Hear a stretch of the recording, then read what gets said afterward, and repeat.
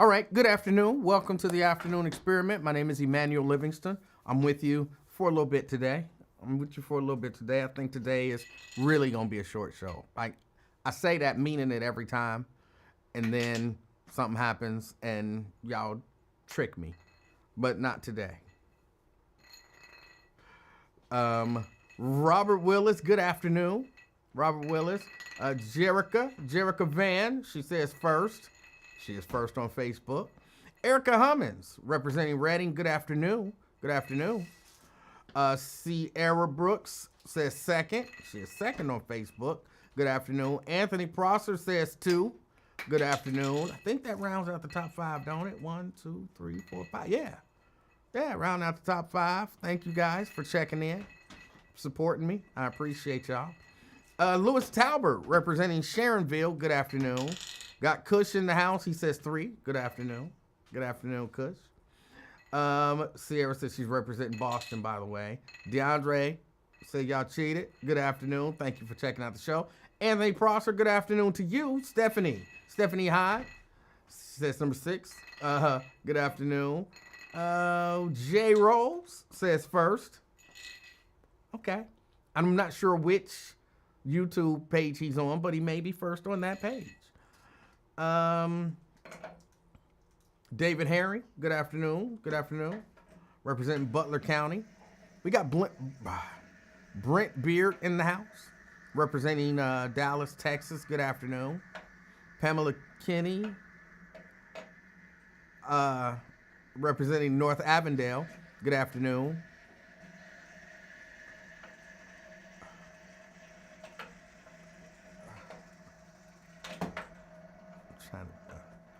I'm trying to be nice because she's making noise for no reason.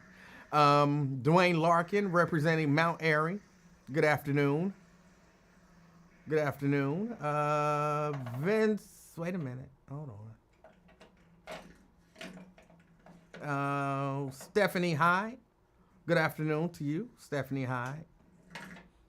What's that sound? It's a little baby making noise. That's what that sound is. Good afternoon. Anthony, come on, little baby. Don't be loud. Vincent Jones says Landon in the house. All right. Good afternoon. Did I get your submission for the Pop the Balloon watch party? I did not.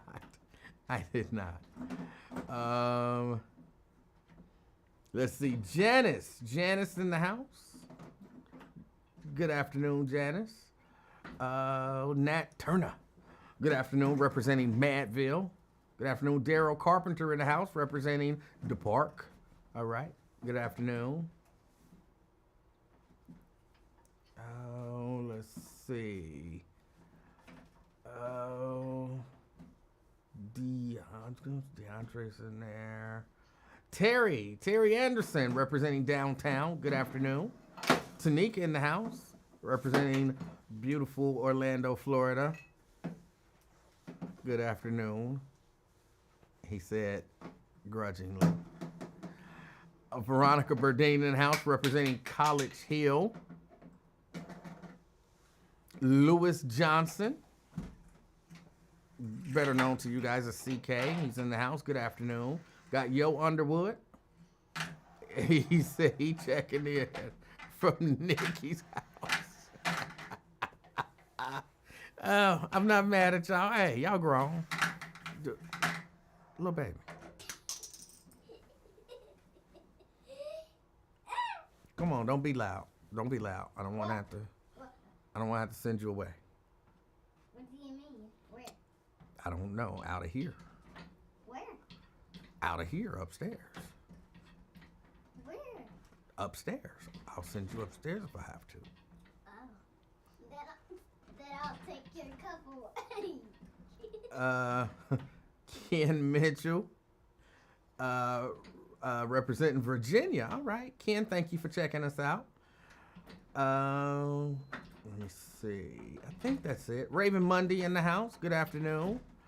Raven, I meant to call you. If you feel like giving us a call, I would appreciate it. I didn't get a chance to get out to the thing yesterday, and I would love to hear how everything went, your perspective, if you feel like giving us a call. Fame in the house. Hi guys, Fame representing Gross Beezy. I look like a neo soul singer. Jerica says, "Did you say hello to me?" I did. You were one of the first people that I said hello to. Because I believe you said first, and I said hello to you. But I'll say hello to you again. I'm all right with that. All right. Crystal Hoskins, representing the Christ Hospital. Good afternoon. Yeah, my energy is low today. I don't really know why. I think I have a little bit of PTSD, after my encounter yesterday with the state troopers, which, by the way, that was who gave me the ticket. It wasn't Cincinnati police or a sheriff. It was a state trooper on Reading Road in Bond Hill that gave me a ticket, which is relatively unusual for me to see state troopers patrolling that part of Cincinnati, just out on the street. It's unusual. So, but I think I have PTSD from that, and my energy is low. So, please forgive me. Of course, I went to work, picked up the little baby. Didn't have much in terms of looking up nothing. And I really don't want to talk about Trump today. I really don't. But I don't have, I don't really know what's going on out there. I do know, I don't really want to talk about anything kind of down or heavy, but what a 13-year-old shot in Winton Hills, that's what we're calling it now, I think. A 13-year-old shot, killed in Winton Hills. How much was the ticket? I still didn't look it up. So I don't know. I'll probably look it up tomorrow when I feel like it. Pull up the little video or figure out what to do to watch the video to, reduce the fine and then pay the fine. I'll probably do all of that stuff tomorrow. But I didn't look.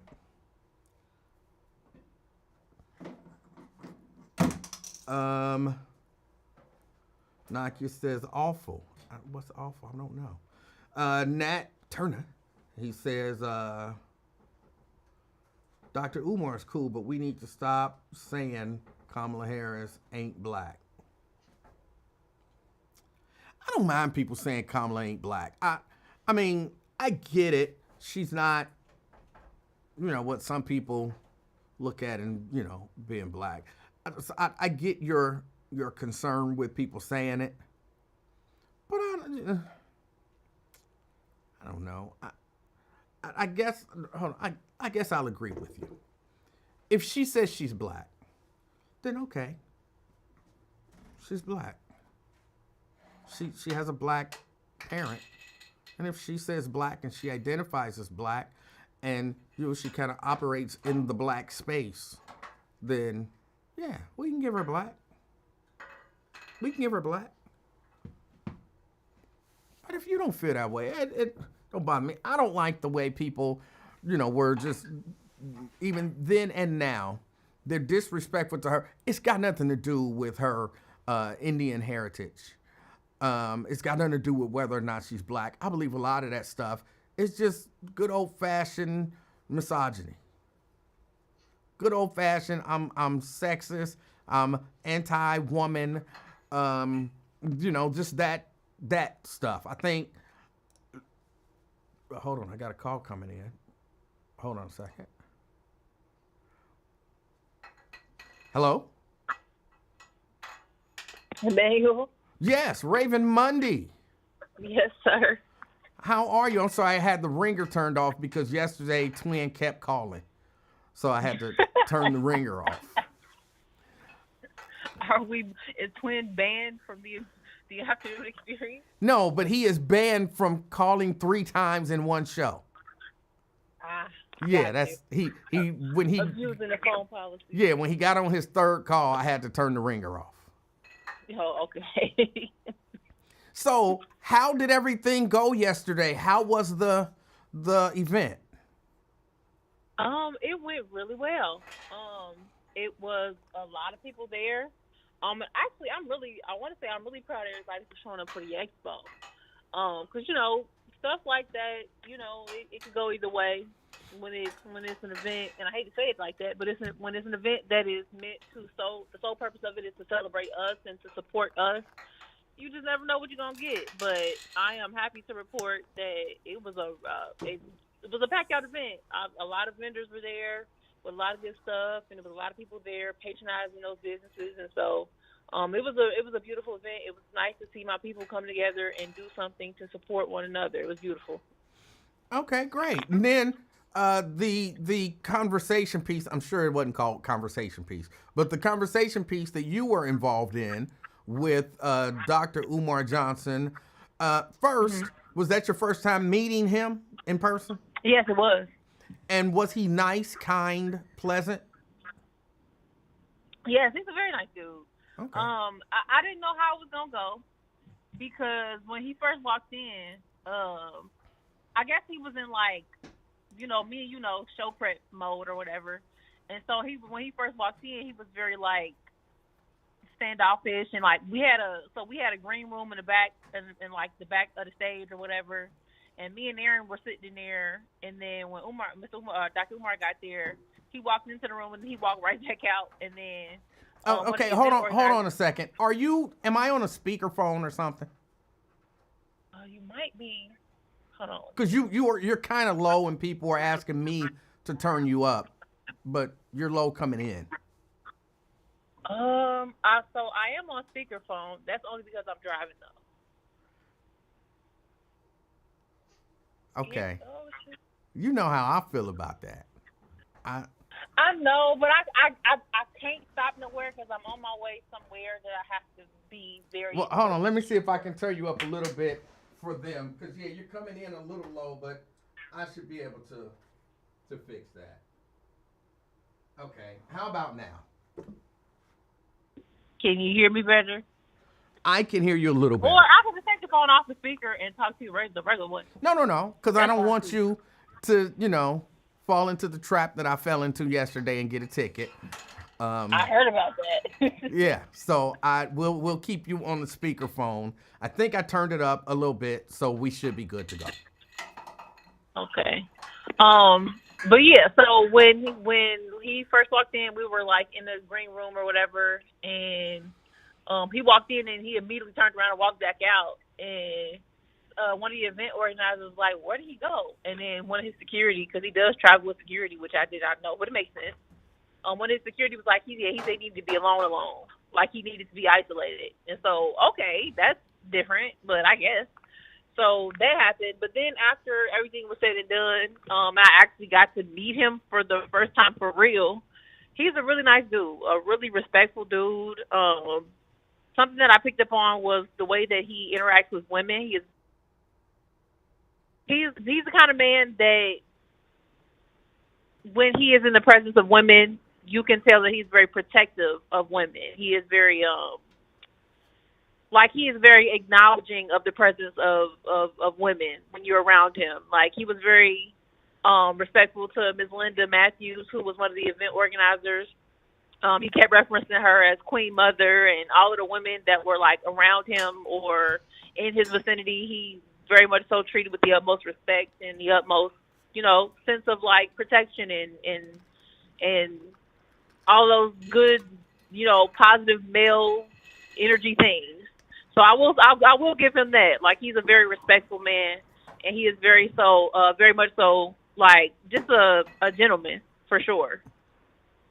Okay. And then so how did the speaking portion, once y'all met and got up there, how did that go? It went really well. So I didn't know that we wouldn't have a whole lot of time to really have a panel discussion. Truthfully, I didn't know until maybe a day or two before that he was going to give a 45 to an hour long lecture, and then we were going to do the panel. I thought the whole event was us sitting down and asking him questions and kind of picking his brain. And so when we were only able to ask, like we had to kind of divide up because between me and Aaron had like 9 questions and I had 10. So we didn't even really get to ask him all of the questions that we wanted to ask him. So the day before, me and Aaron had to kind of like collaborate on questions and kind of cut down to get to the most important questions that we had. We both was like, okay, well, if we're going to do 4, then you pick 2 of your most important questions and I'll pick 2 of mine. And then we'll just go about it that way.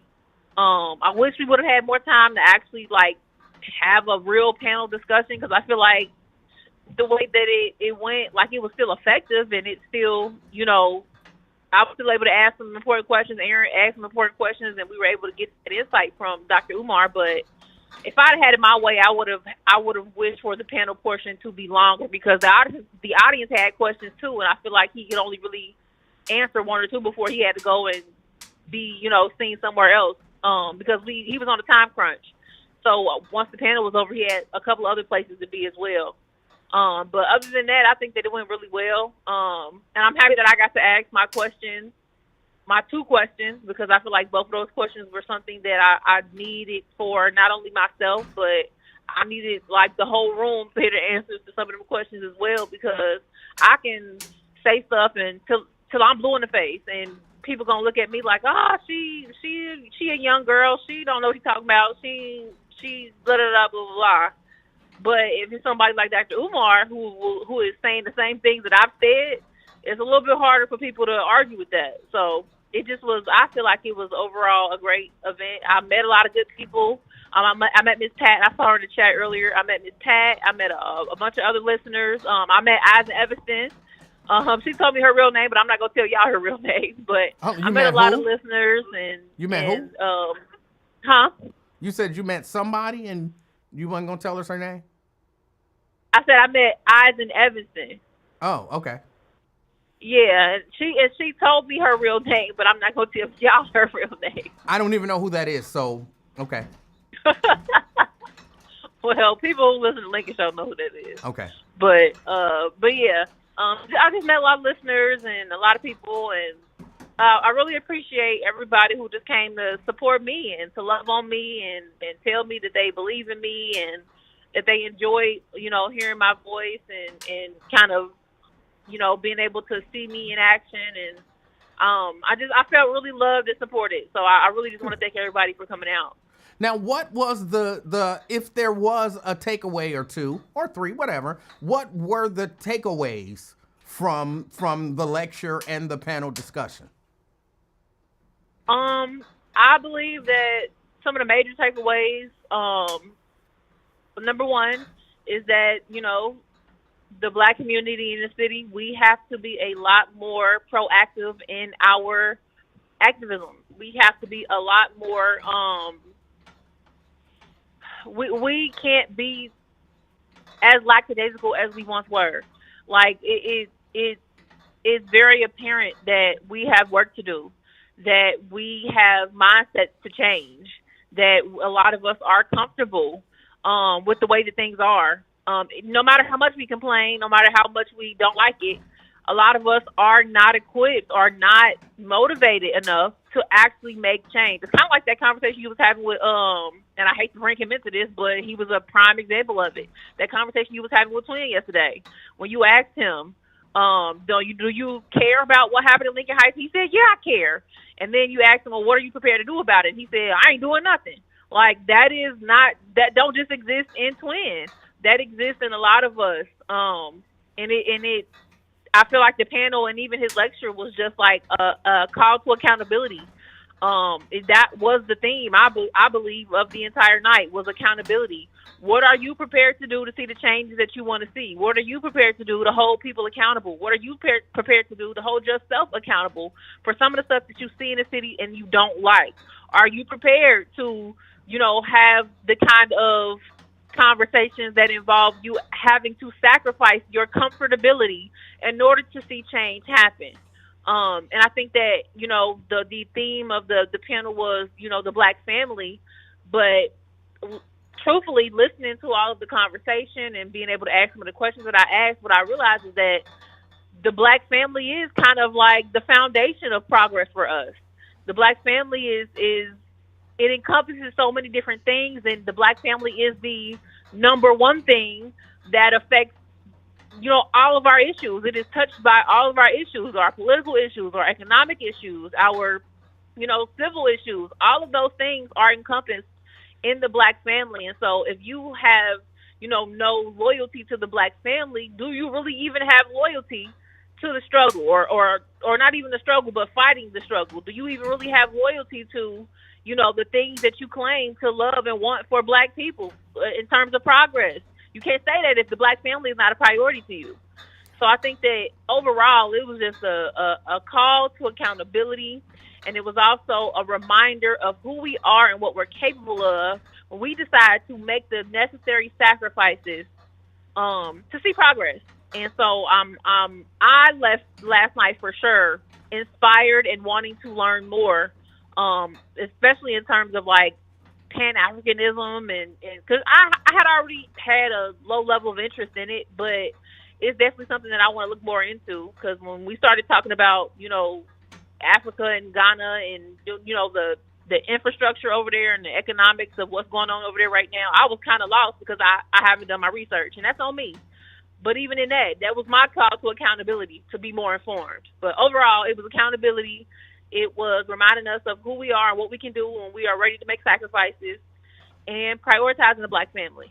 Was there any sort of framework for an action plan, or was it just more, let's think about this, let's consider being accountable, and then we'll figure out the next steps later? So there were some action plans.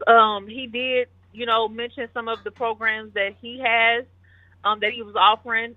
He was also selling his book, which if you check my Facebook page, you will see a picture of the book. But there was actually a question asked during the panel by an audience member about how to engage Black parents back into the schools. And he mentioned a program that he does. I can't remember the name of it, but it's like this long acronym name, where he is working with, parents in different public school districts and mobilizing them, organizing them so that they can advocate for their children. He offered that information. If you if you watch the live stream back, he did give all this information. But he offered up, access to the programs that he has, that he's created, to help people in Cincinnati kind of organize and start to address some of these issues. So it was very much so like, think about it, but also be about it. And it was a few other things too that is not really coming to mind right now, but he did offer some like actionable items for people to walk away with. Okay. Okay. And you were inspired. Do you think other people who were there were inspired not just to be accountable, but to begin action? I do. Okay. I mean, at least that's my hope. Yeah. That's my hope. I can't read the minds of everybody in the room, so I don't know for sure. You are not but the king of talk. So. I'm sorry, I forgot. Huh? So you're not the king of talk, and you don't have that ability. Oh my gosh. I'm sorry. Go ahead. As I was saying, I hope that people walked away with not just a sense of maybe I need to think about how to be accountable, but be accountable for my actions. I believe that happens. I believe, I have to believe that somebody walked away with a renewed sense of who they are and decided to, be part of progress instead of watching it happen. And it was all laid out for us. I know that it was a lot of, reconfirming what we already knew, of course, but also in that there was a lot of, kind of, like I said, check-in involved. It was a lot of checking what you really about. Are you really ready to sacrifice? And so he did give us examples of things that we will have to do and we will have to sacrifice. And if I can tell by any of my involvement in any things that I'm involved in, some of those things that he mentioned, I am already in the process of doing. Like when I asked him a question about, bridging that intergenerational gap. That was kind of a running theme for me on the buzz because it was so hard to have conversations with my elders about the stuff that I care about. And I care about the same stuff they care about, only I have differing opinions about some of the stuff. But having those conversations are so hard to have if I don't agree with everything that my elders say sometimes. And so I asked them that question just so that I didn't feel crazy. Like I was low-key kind of feeling like I might have been crazy a little bit, because how do I have these conversations with my elders who everything out of my mouth they perceive as wrong or disrespectful? How do I do that? And am I crazy for feeling like I don't have any like roadmap or instruction for how to become a leader? I want to be a leader. I want to be somebody who is taking up the charge and somebody who is a viable option to pass the torch to. But how do I do that if there's no process in which that happens? And I'm so happy that he, took the time to map that out and actually give, examples of how to make that happen. And so what my hope is that somebody heard him answer that question as an elder in the community, as a leader in the community, and is now sitting in their office or their home or wherever they do business or wherever they sit and do their most thinking, and devising up a plan to create new leaders for the movement. Because that's all I've been trying to figure out how to do for the last couple of years. So that's my belief. That's my hope. That's my belief, is that somebody heard him answer them questions last night and put that stuff into action. I heard him, when you asked that question, talk about a council of elders, which made me chuckle. And I heard him, talk about elders passing the baton, which also made me chuckle. Because I don't see the elders in the community, number one, being willing to pass the baton, because I think some of them, that is where their worth is. Their worth is in, I'm the leader. I'm the gatekeeper for this. I'm the leader of that. I'm the this. I'm the me. So to some of them, that is that's where their worth is. Yes, that's their claim to fame. Yeah. And then the Council of Elders made me chuckle, because I'm not 100% convinced that we have, how do I say it? That we have the wisdom to choose the wise people. Like, I think if there was a council of elders, I'm not sure that it would be a council of elders. It would be a council of the most popular, oldest people, and not necessarily elders, because I don't know that something happens, and it's not just black people, it's people. Something happens that blinds us, and we say, you can just look at the presidential race, We don't look at who's the most qualified, who's the wisest, who's the this. It's who got the slickest tongue that can fool the most people and, become the most popular. And so I'm not sure that even putting together a council of elders, for some of the people in the community would be doable. Because like I said, we'd have a council of the most popular older people, and they'd be leading us in whichever way they want us to go. But the idea of a group of wiser, older people who are seasoned in terms of being able to lead and help current leaders steer us in the right direction sounds great. It does. It's something that I've kind of, like I said, I kind of had arrived to some of the things that he said on my own because of the lack thereof. You know what I mean? Like some of this stuff, and I appreciated him saying what he said, because I no longer felt like I was tripping. Like I had said some of that stuff out loud over and over again, and had been met with such a level of resistance and such a level of she young and naive and she arrogant and she don't know what No, it's not just a thing that exists here in Cincinnati. Clearly, if it's on the radar of Dr. Umar, this is a thing that happens collectively in the community, that we have a hard time creating new leaders. And so if that is the narrative for the entire community and not just here in Cincinnati, that is a problem that needs fixing, and it could be easily fixed if only we get out of our own way. If only we get away from, like you said, cherishing or deriving your worth from being popular. We don't got time for popularity contests. What we do have time for is progress. And so if progress is not your purpose, what are you there for? What are you doing this for?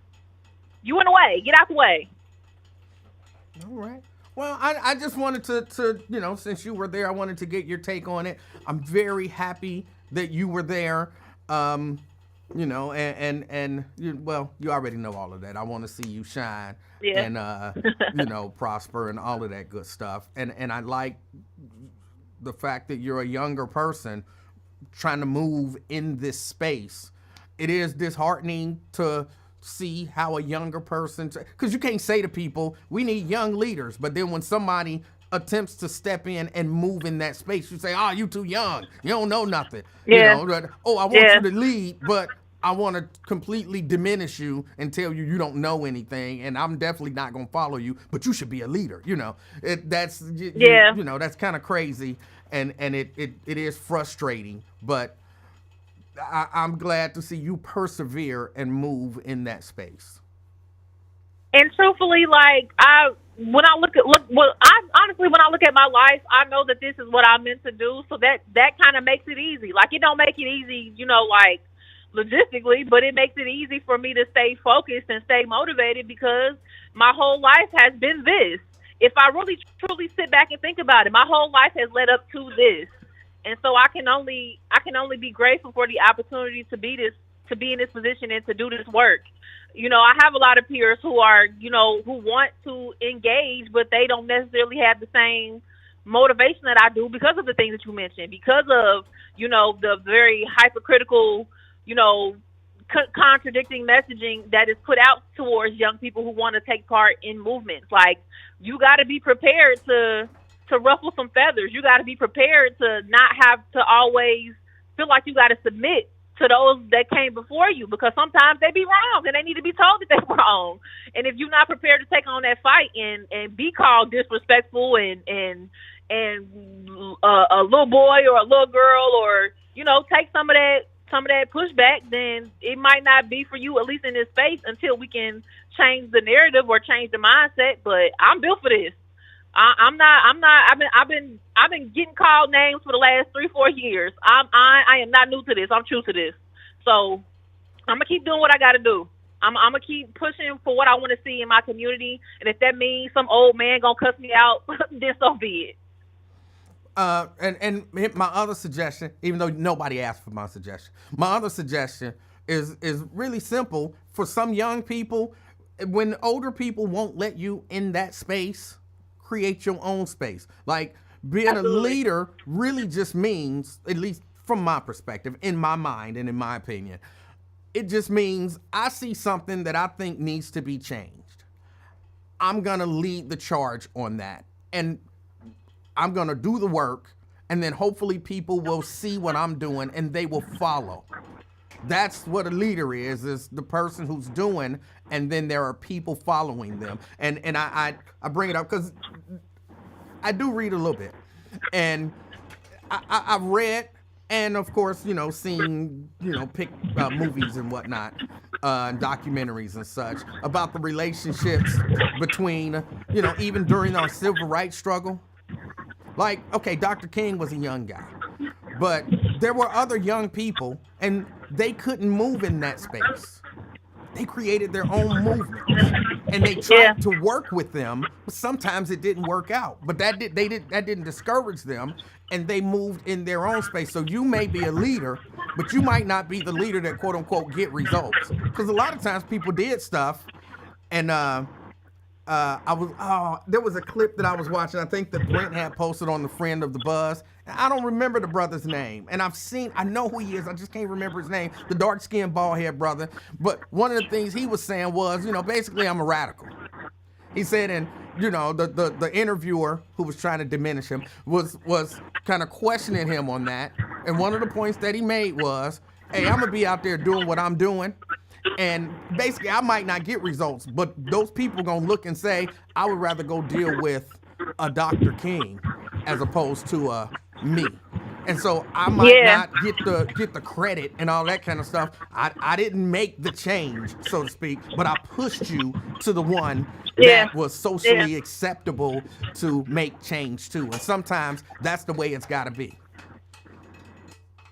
And you know what? To be honest, hearing you say that sounds like a genius strategy, because we also know this. we also know that if we just go talk in these terms, we also know that our oppressor don't give us nothing that they don't think that is truly useful in the first place. And so if we are pleading our case, there has to be a level of and I hate to phrase it like this, and if I found a better way to phrase it later, maybe I'll double back and correct my verbiage. But there also has to be a level of acceptable Negro to kind of get with some of these issues that we're trying to see, solutions to. So if somebody has to play, Malcolm X, if somebody has to be Fred Hampton, if somebody has to be, the unacceptable Negro to kind of highlight the quote unquote acceptable Negro, then I'm all for it. And who's to say that the unacceptable Negro ain't gonna be able to get certain stuff done? Because we're not gonna act like Malcolm X didn't have major contributions to the movement. He might not have been able to convince white people or white supremacy that, it was wrong or that it was, obsolete or that, it didn't have no place in America. But what it did do was it created a situation where it was seen as a chance to turn us against each other. And in certain portions that it did, for people who didn't fully understand the goal or the purpose, it might have turned some people off. But for all intents and purposes, what it actually did was it created the concept of I can deal with this, so I don't have to deal with that. Right. And that is just as important. That is just as impactful if we really truly think about it. So I agree. If there is a young person who finds themselves having a hard time making their way in these spaces, sometimes you just gonna have to go against the grain. Sometimes you're gonna have to step outside of what is, the old ways. And I tried to do that. I really did. I feel like that's what I tried to do with the Buzz. I tried to do it the way that it was already structured. I tried to facilitate a peaceful changing of the guard, so to speak. And it just wasn't going down like that because, things got in the way, namely ego, but we're not going to go there. But what I will say, though, is that resistance pushed me in the direction that I needed to go. And I am lucky enough and blessed enough to have gained the kind of elders who do see my potential and want to push me forward. So you just got to find your own lane at every point, even if it's not to be the next Malcolm X or Fred Hampton or whoever. Maybe there is no name for who you attend or who you are going to become someday. Maybe you are, creating a whole new lane for progress for your people. You got to be willing to take that risk, though. Yeah. All right. Well, hey, I appreciate you calling in. I'm glad, again, everything went good. Thank you for your participation. Absolutely. I appreciate you. All right. Enjoy the rest of your day. I will do. You do the same. All right. And I'm going to call you. Okay. I feel like I let you down. The podcast thing was supposed to happen on the 20th, and I dropped the ball and didn't get with you in enough time to make it happen. So I feel like I let you down. So we gonna listen. It's been a very busy week. I don't blame you. I was supposed to have been posted my teaser earlier today, but I had an interview and then I had another interview, and I've been busy myself. That's why I postponed it to the 28th. So you got enough time. All right, Raven. Enjoy the rest of your day. I'll talk to you later. I'll talk to you later. All right. That was Raven Mundy. She was I would say one of the moderators of the conversation last night. And, but based on the portions that I've seen little clips here and there, everything looked to go pretty good. If you were there, if you went and you want to tell us how it was for you, then please feel free to give us a call, 513-717-KING, 513-717-5464. Please feel free to call. John says, I disagree. I'm not sure who he's disagreeing with. And I'm not saying that I know a whole lot of conversation happens that I don't get an opportunity to see. So he's disagreeing with someone or something. But he said, I disagree. Donald Trump has changed the landscape of politics. You don't have to be politically correct. You can be direct as long as you have the backing and trust of enough people. Well, look, understand, this ain't going to sound good. But hopefully I'll be able to say it and then clear it up afterwards. Donald Trump can do stuff that everybody else can't do. Like it's acceptable for Donald Trump to do certain stuff that it's not acceptable for other people to do. So to just run, head first, trying to be Donald Trump, some people that's gonna mess you up. Kamala could not have just stood up there and told lies. Just lie, lie, lie, lie, lie, and been effective. Because she's going to be under more scrutiny due to the fact that she's a woman, due to the fact that she's black, due to the fact that she's Indian, due to the fact that, she is a Democrat tied to the Biden administration. There's going to be a whole lot more scrutiny. So every Democrat can't run in doing the Donald Trump. First, doing the Donald Trump it's not looked upon favorably for good reasons. Because the man just lies. He just flat out, he lies. He's a horrible human. He lies, he deceives, he insults, everything negative he does. You don't want to be trying to be only, you know what I'm saying? I'm not saying you can't do it. But this is still America. And Donald Trump can be received that way based on a number of things. He comes from a position of privilege. It's not like he had to work hard to, attain his financial success. But people see financial success and they automatically think smart, brilliant, good businessman. That's not necessarily the case. I remember watching Arsenio Hall, and I know I'm bringing up Arsenio Hall in this conversation, but I remember watching Arsenio Hall, and I guess someone had said something about Sylvester Stallone being dumb. I'm not saying Sylvester Stallone is dumb. I don't know Sylvester Stallone. But Arsenio said, Sylvester Stallone dumb? No way. You know how much money he got? You can't be dumb and have that much money. And I'm like, people actually believe that.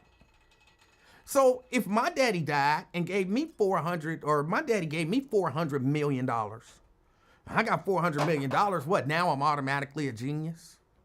So there comes some level of acceptance just by virtue of the fact that, and you didn't do nothing for it, but you got $400 million. Because people automatically believe you got money, you smart. You got money, you're worth listening to. You got money, all of that stuff. So that's one advantage. Of course, he's white. Of course, he's a male. So, that's three pretty big things right out the gate. So no, he didn't remake, and I'm not saying that you use these words, but he didn't remake the roadmap for, all this stuff. He didn't do that. He created maybe a new roadmap for some other rich white man. And yes, heterosexual as well. For some rich heterosexual white man, he created maybe a new path that they can go on. But just not in general in America. Yeah, to be black. I know people hate it when people say this, but you can't. Trump is clearly of below average intelligence. Clearly. He's of below average morals. Clearly. And again, I just say, and anybody can, if you be honest, you don't have to answer, but be honest. Do you really believe that if you took Barack Obama and you gave him Trump's intelligence, Trump's morality, Trump's history, Trump's criminal convictions, Trump's civil judgments, Trump's bankruptcies, Trump's mouth, Trump's attitude, and you put, Barack Obama, and then he ran for president, you think he would stand a chance? So yeah, I mean, I get what you're saying in terms of there is no acceptable whatever, but I think there still is. There still is. There still is for some people. Because this stuff has to be strategic. In my opinion, it has to be strategic. Okay, I'm sorry. I see a call coming in. Caller. Hi, how are you doing? I'm well. How are you? If I were any better, I'd be twins. Okay. What's on your mind, Fame? I'm disgusted right now. Oh. Just heard one of the worst phone calls I've ever heard. You know how you get on Lincoln Ware about bringing certain white women to the community? You brought this monster to the community. Well, you know, hold on. First, I don't get on Lincoln Ware for bringing white women to the community. Who's that get on him about bringing Hagit Lamore and those people from those newscasters into the community? I think that was Nate Livingston. Oh, I'm sorry. I apologize. That's all right. Mea culpa. Mea culpa. But I reject your premise that Raven Bundy is a monster in any way, shape, or form. Well, you brought her to the community, so of course you're not going to accept that. But, again, this will be the last time you hear from me until 2026. Okay. But just like I told your partner in crime, Randall K. Wyatt, the other day, the entitlement. We're here to hear a message from Dr. Umar. She turns it into her own self-validation and affirmations. It's like, damn, what did he have? What did he say? What did he say? We don't care about how it affected you. Tell us what he said. I think she did. You understand? She did, and every sentence was about her. She was there. She was a part of the conversation. Every sentence was about her. But did you hear the question that I asked her? Yeah, I did. You kind of walked her into it, those softball questions. And she claims that she wasn't allowed to, she claims that she was only allowed to do. You gave her softball questions. Hold on, no. The question was, I wanted her take on the event and how was her experience. How did she feel about meeting Dr. Umar? How did she perceive? What were her takeaways? So it was important for her to talk about her because all the questions was about her. Very well. Yeah, and as far as, Cincinnati having new leaders, younger leaders, that's never going to happen. There's a woman, very loud, very vocal, very probably listening, probably going to call in and talk her a little shit about me, and that's fine. But there was a group of young people that were trying to become leaders. I remember them calling, remember when they did the little monkey-ass shit down at City Hall with the mural and stuff? There was a group of young people down there in that audience calling her out like, hey, when do we get to step up? We got rhymes. When do we go? And then, her, the weed-selling reverend, what's his name, Lynch, Dame up at Prospect, they were all shutting those young folks down because that's a stigma. That's one of the pillars of the black community. Old folks being disrespectful to younger folks. You'll never get, it's the only community that is like that. Where not only do they stymie you, they actually disrespect you with them stymieing you. Well, I reject that the black community is the only community that does virtually anything, but especially it's the only community that you and I are in. Well, that's why I'm saying it's the only community. I don't care what the white community does. I don't care what the Hispanic community does. I care what the black community does. Well, that's and in fine. the black community, old black folks love shitting on kids and younger people. But anybody. I'm sorry. Go ahead. Some would argue that you are a participant in that. Maybe I am, but I'm necessary. That's the difference between me and anybody else. I'm necessary. Now, any one of these hags or sucker dudes that's in the audience that's saying that, you can meet me at Coping Park anytime you want. Why would they and we can discuss whatever you want to discuss. You know what I'm saying? Well, I'm Hopefully- saying it.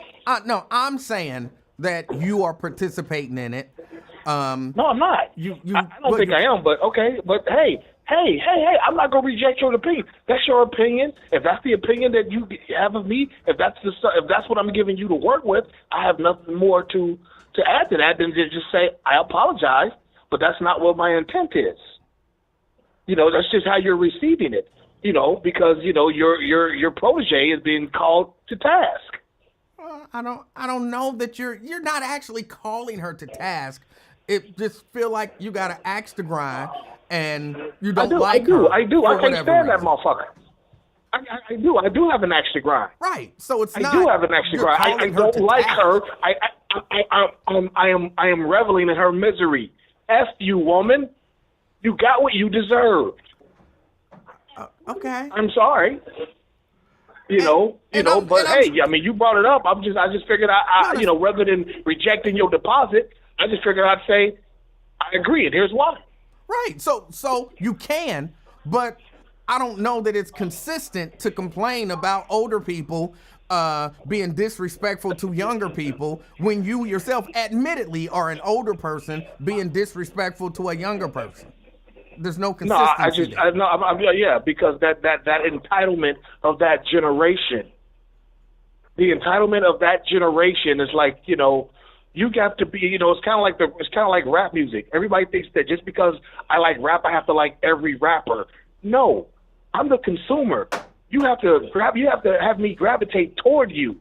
Just like if you want to be a leader, I have to gravitate toward you, not listen to you bellyache and cry because, you know, your message ain't being felt.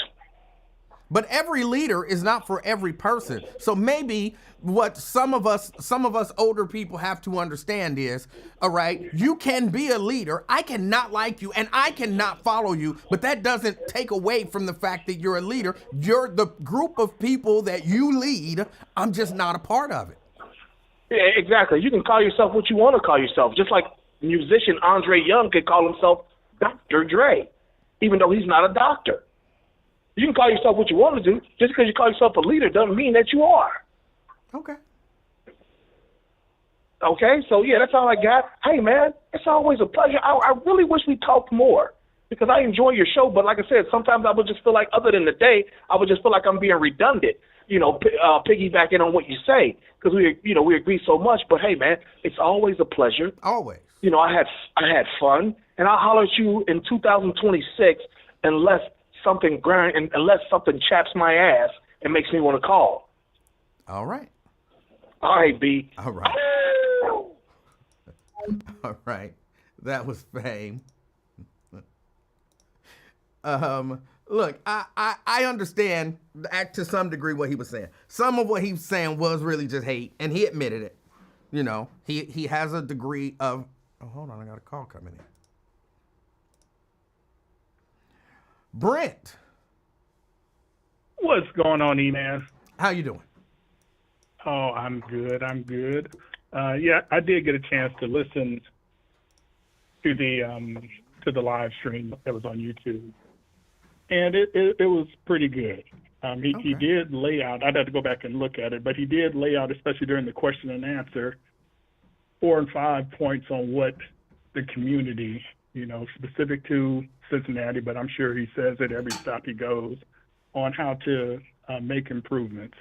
One thing in particular, he was talking about the school system. And, you know, I first learned about Dr. Umar before the school. You know, that the school is a whole different ball game. But he would have black college tours to where he would take kids from up there in Philly and New York and do the Southern tour for the black colleges.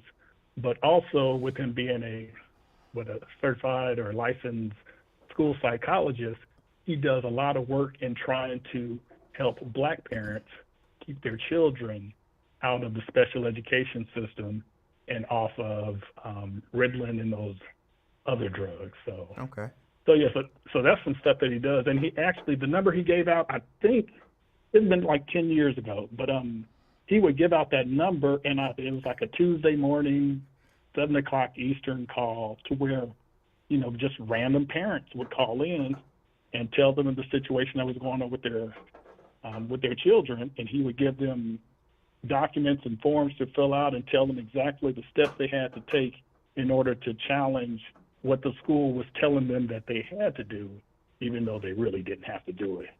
So, that's how I initially, got turned on to him. And then the school, and, it didn't come off as quickly as he said it would, but I know there's a few different instances where he was trying to buy, I think it was Paul Quinn College, an HBCU that shut down, but that fell through because the black church that owned it, I think it was, I don't know if it was AME or it may have been AME, church that owned it didn't want to sell it to him, and then ultimately got the school in Delaware, and the rest is history. So, and then his we all know his antics, that he does take it up to a whole nother level. At times he is a caricature of himself, which I can respect as being a wrestling fan. That he turns it up every now and then, to get attention, but then he's able to bring it back down to where it's actually Dr. Umar, not the King Kong of consciousness, which I wish he wouldn't call himself that, but he does. Yes. So, yeah. Okay. But even the dynamic you were hit on a little bit earlier, you were talking about what he was talking about too was the old guard not wanting to give up that leadership, and the same thing happened with Martin Luther King Jr. Mm-hmm. I think you talked about it briefly, but the only reason why there is a progressive Baptist church is because Martin and his father used to be a part of the National Baptist Convention, and at one of the conventions there was a power struggle. One of the preachers gets accidentally knocked off the stage and dies, actually. And so, the old guard, they didn't want to, whether it's either they didn't want their money messed up or they thought King was being too radical, which is, crazy because folks don't think of King as being radical. But he formed the National, the Progressive Baptist Church. So, I just happen to know about it because I've been in Baptist Church and National Baptist Convention, and I know a few people who were actually a part of that. Were actually at that convention, some of the older folks, which is just interesting sitting back listening to some of their stories. But yeah, you always need to have that when you had the back and forth between Malcolm and Martin. And, they even said in their conversations that they had, they got interviews you can go back and watch, to where they said, yeah, we had good conversations. We ain't going to tell you what we talked about. But they played off of each other. Yeah. And, Martin pretty much saying, look, you can either deal with me or you can deal with that crazy joker. Right. What's it going to be? So, they both had the same goal. They just had different ways they thought it should occur. Just like towards the end of Martin Luther King's life, pops up the Black Panther Party, which came out of SNCC, Student Nonviolent Coordinating Committee. I think so. I think that was it.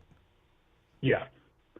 So it came out of that because they felt progress wasn't moving fast enough. So you had the Stokely Carmichael, which they changed the name that was H. Rap Brown or something like that, and of course about Huey P. Newton.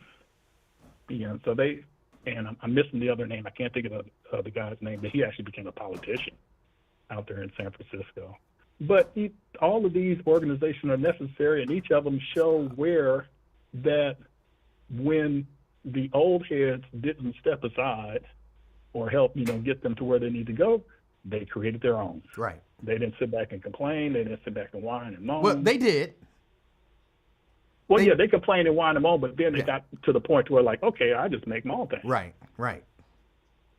Same thing with Al Sharpton with the National Action Network, and Jesse Jackson with his Rainbow Push and his organization. So, and even when you remember with Barack Obama was up on podium, and then Jesse Jackson got caught on a hot mic, pretty much saying, "Look at that joker! I need to, wish somebody would clip his nuts." Yeah, essentially what he said. So there's always going to be that internal struggle, because you got the old folks, well, the older folks who have power, and power is intoxicating, and there's financial benefits and also just that fame benefit, and they are less likely to give it up to someone younger because they want it all. But that's human nature. You just don't want two of those ginger snaps out of the bag. You want the whole damn bag. You damn straight. straight. You little baby. Damn straight. Get your hand out of there. All right. But one more thing. Okay. And let's just go ahead and put this on out here. Fame does not like all women. Fame does not like all men. That's something he got to work out, and maybe Dr. Chantel Thomas can help him with that. But he's mentioned on a couple of times before that when I call in, his ass itches. So I got some advice. Hot water, soap, and a wash rag. Start with that. Lather it up real good. Take that bar of soap. Lather it up real good. Use that towel and scrub. Rinse and repeat. Now, after that, if your ass is still itching when you hear my voice, you need to go see a damn doctor, because there might be some things that you have done that maybe you shouldn't have been doing. Well, but that is clearly not what he means when he talk about something chapped. Are you sure? I'm certain. I'm certain. Because he is so damn emotional. He was trying to hook up with people in the comment section, wanting to meet them at a park. And I heard about them Cincinnati Park where men's meeting up. That's illegal. You will get arrested. He wants to meet at the park to talk. Oh, that's what they call it now? Okay, if that's what they call it. Oh well. But nah. But yeah, but he is just wow. He is just him. But that's as long as I know him, that's how he's been, and he still is so emotional that he won't mention LG's name, and LG won't mention his name, even though they were like frickin' frack, which is just is childish. And I expect more of that out of men, but there's there's certain people won't mention your name, so that's true. And I'll say the same thing there. That's childish. Come on now. I call everybody's name because I don't care. So there you go. Hey, you still go by the Cat Williams. Well, Cat Williams stole your name and names. Yes, he did. He did. He get all the credit. He get all the credit for it. Damn it. Yeah. But hot water, soap, penicillin, ointment. Because all things aren't necessary. I don't think hemorrhoids are necessary. And I know some women who have been pregnant that gotten hemorrhoids, and they could probably truly confirm that, damn it, they could have did without them hemorrhoids. So, man, just do better. Do better. Just because you don't like her because she's tall. And that's what a lot of it is. Keep it moving. Find someone else that you can like. All right. But that's it. No wrestling report, LaDonna. I haven't watched any since the last time I was on. So, Brent, I appreciate your call. All right. That was Brent. Any other takes? Again, like I said yesterday, I didn't say this part yesterday.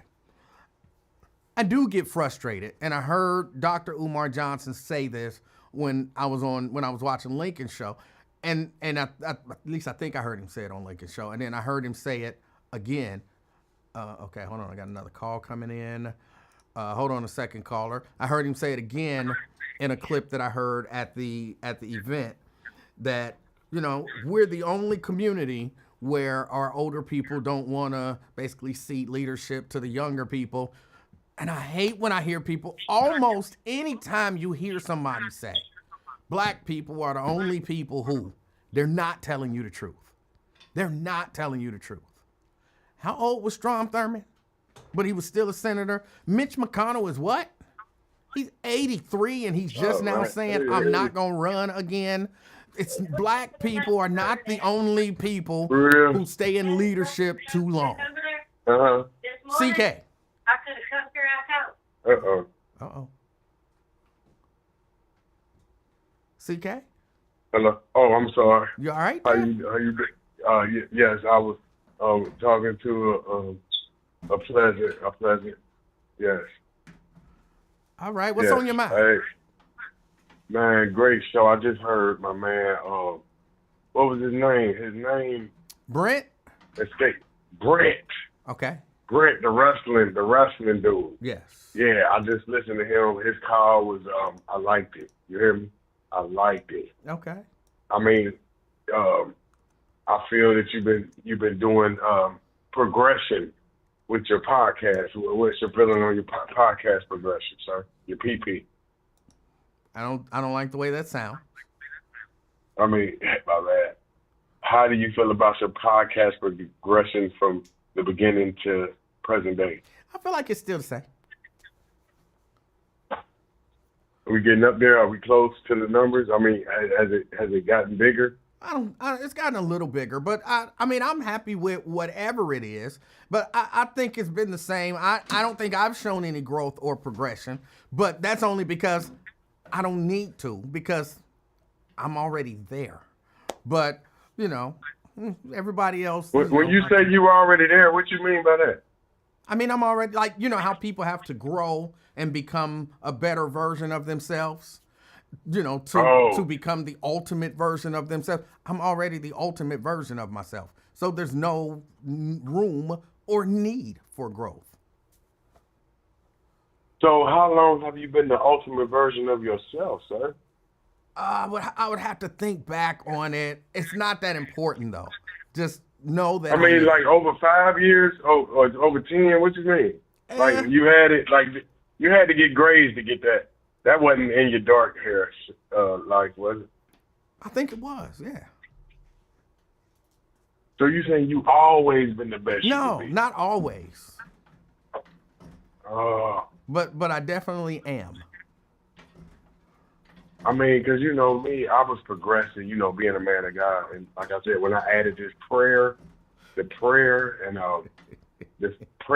celibacy is key to success. If you could be celibate, if you could, and pray for people, you know what I mean? And then you got to figure out, it's hard figuring out that charity. Do you know about charity? I'm not even sure what you're talking about. It's hard figuring out what? To become the best version of myself, I had to go through hell. See, you ain't really went through a lot. That's why you be so, you know what I mean? You just be like, you be thinking people be lying and exaggerating. You know, these people done lost a lot of people, man. Look, CK, okay, I'm being silly. I'm definitely not the ultimate version of myself. I try to learn and grow every day. Have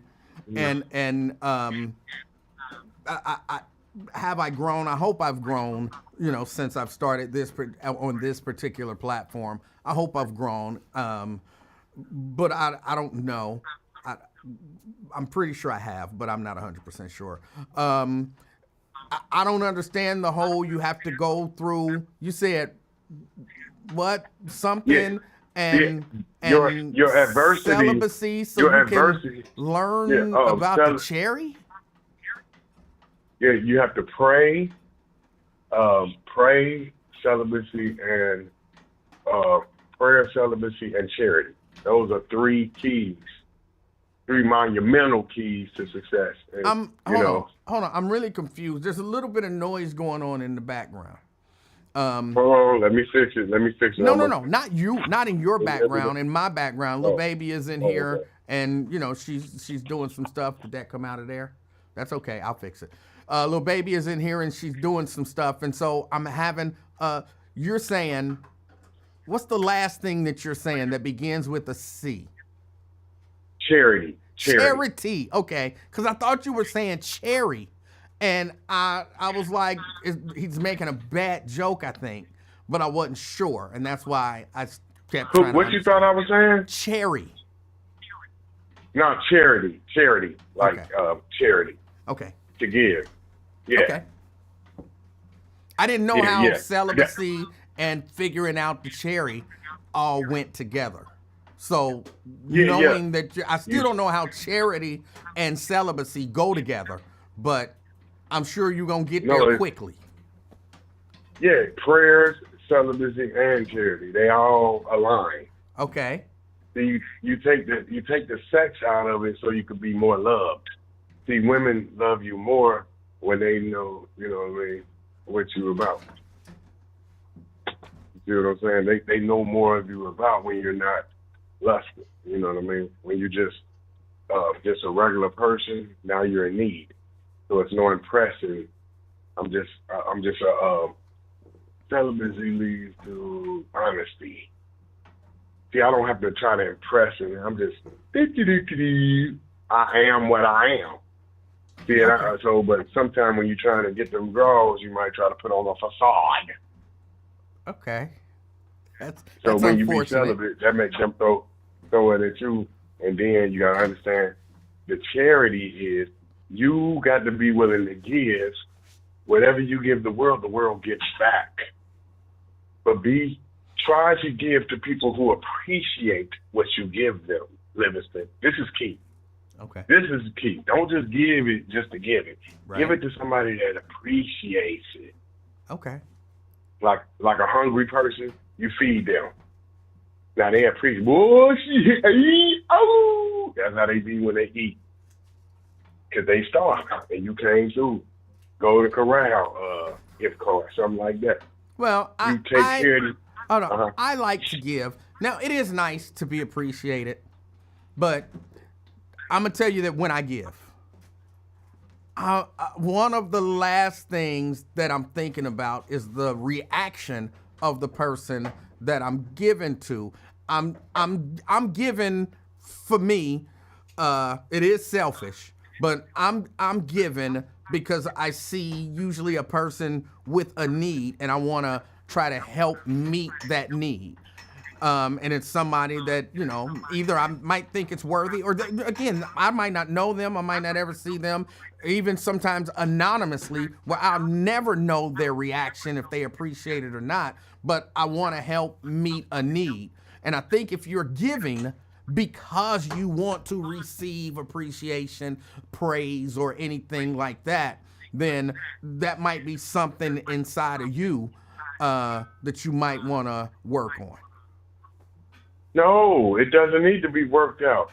When I'm effed up in these streets, starving, broke, ain't got nowhere to stay, where's all these people I gave to?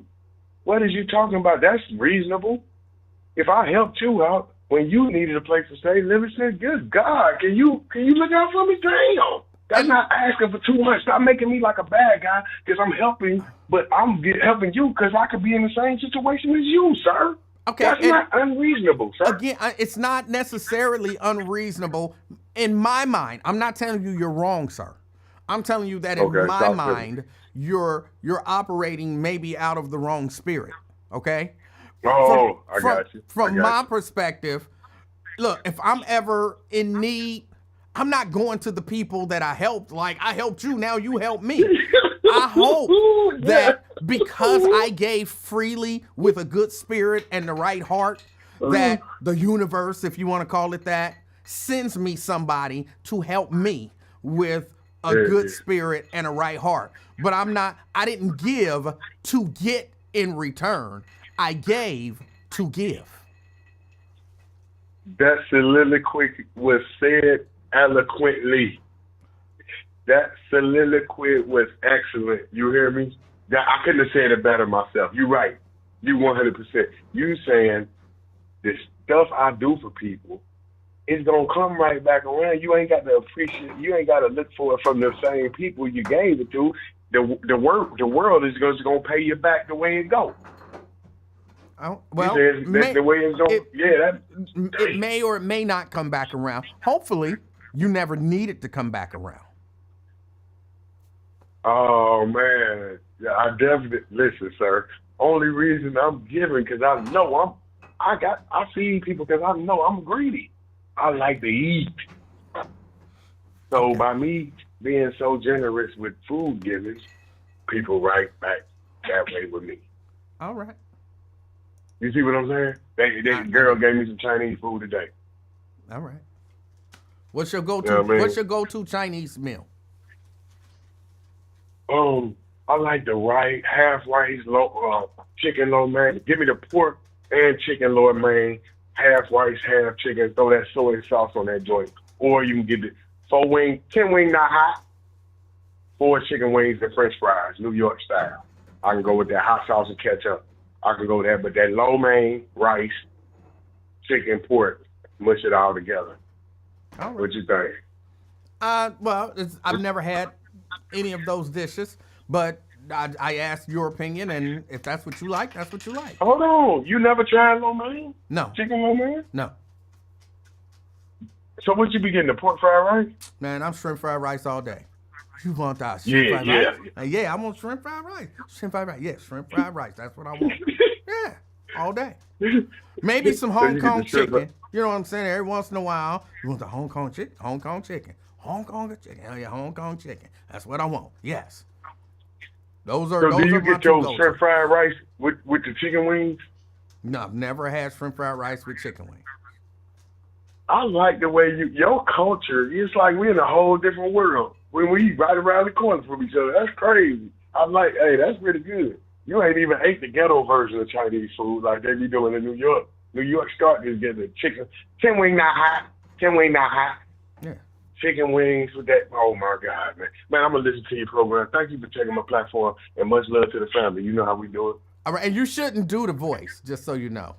I think that's racist. What the voice? Yeah, I think that's racist. No, okay, it is. I agree with you, but damn. All right. I love that lady though. Thank you, brother. I agree. I feel you. All right, CK. Thank you, CK, for calling. I appreciate it. What were we talking about? I was talking about the fact that only black people. I wish people would stop saying that. We the only people who. Because it's usually not good when people say it. And I always wonder, how are you pro-black? Stereotyping black people in a negative way that is factually inaccurate. Like, at least if you're going to stereotype us, make it accurate. But no, we're not the only people who anything. I might say that 10 more times in the next 4 minutes because I want people to get it through your head. As soon as you hear black people are the only people who, just automatically dismiss that. Automatically dismiss it. Whatever it is. I mean, even if it's good, we're probably not the only people who do it. But it's usually not said when it's good. What else? There was something else that I wanted to say about this whole leadership piece. And the way that things end up going, and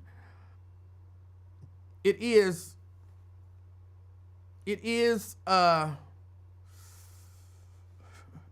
going to be difficult. I don't think I'm a pessimist. People say I am. I don't think I'm a pessimist. But yeah, I really don't see things changing for us. I think, we in a position where, we're going to have to fight as a group of people until the end of time. Unless something like super radical happen and, some crazy disease come that wipe out all the majority of white people here in America, or, something like that. I think, because I genuinely don't think that it's, I don't even know if I want to say that. I don't know that I want to say. I was about to say something. I don't know that I want to say it. I've changed my mind before it came out. Y'all know I do censor myself before I say things out loud. So even the stuff that y'all think sound crazy that I say out loud, it went through the whole filtration process and it made it through. So it is what it is.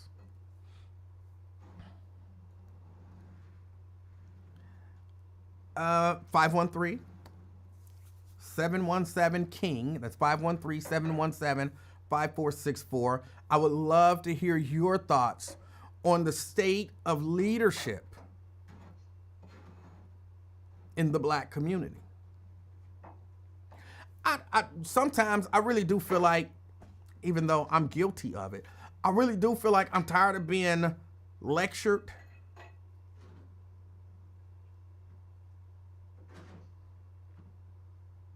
I'm tired of being lectured, but I understand, you got people.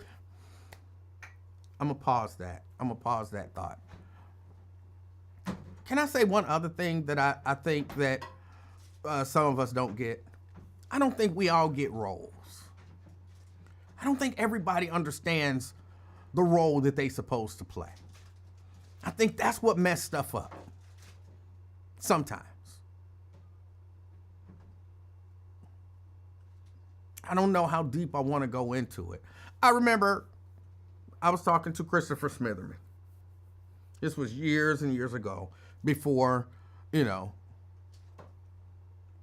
decided, this is my perception, before he decided that it was okay to damage the black community. When he seemed to want to be helpful to the black community. And I remember he was planning a protest. I was not in the planning of the protest, but he was planning a protest. In the midst of him planning this protest, aside from what I'm about to tell you, we had a conversation. And in the conversation, we were just kind of, back and forth, when he used to do a show at the bus, and we were kind of back and forth. And I was sharing with him, it was a little piece that, somebody else had shared with me, and I thought about it. And I was sharing with him, like, I'm not sure that we all know our roles. And he asked me, well, what do you mean? I'm not sure what you mean by that. And I said, okay, I overheard you, you talking about a protest that you're going to have. And, he was saying, everybody should be there, and the rich people should be there, and the poor people should be there, and the this should be there, and everybody should be at this protest. And I was saying to him, I'm not sure that that's the best strategy. I don't know that you want your lawyers at the protest getting arrested. You want your lawyers on the ready for when y'all get arrested to be able to represent y'all in court. You want the people with money to be available to post bond. You know what I'm saying? Start a fund, and you want them to, be able to post bond. You don't want the rich people arrested.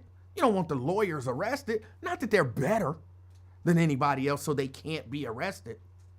But everybody need a role.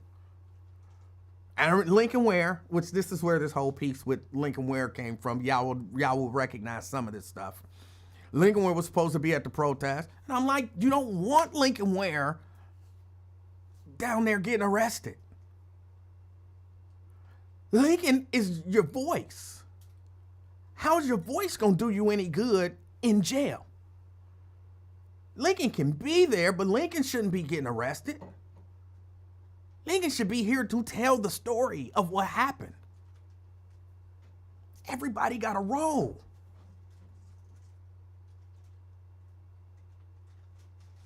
And I don't know that a lot of people think about stuff like that. Everybody just wanna, because there's passion and everything. And then I think one thing that we don't, I'm gonna tell you who should be getting arrested.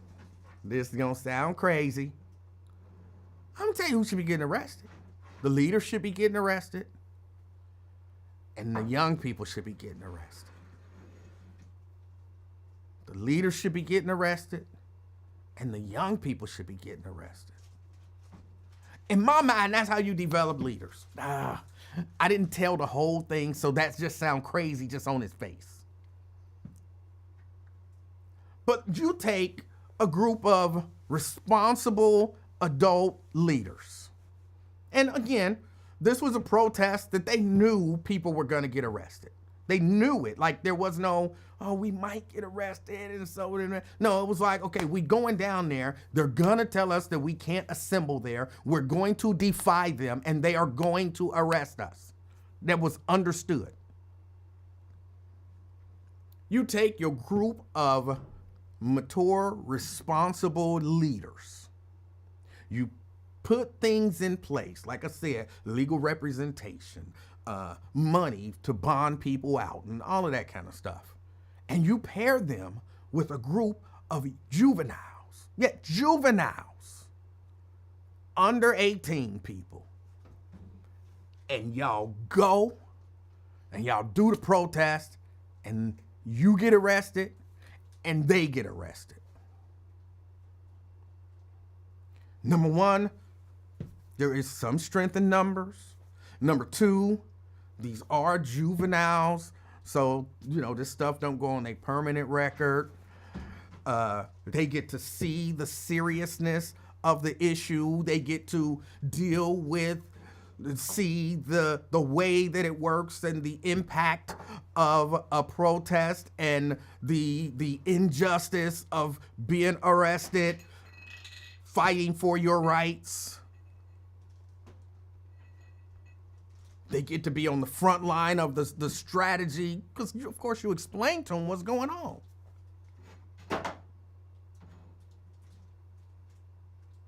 The parents ain't losing time at work, getting points or, whatever demerit system that they have at work, being late, losing money.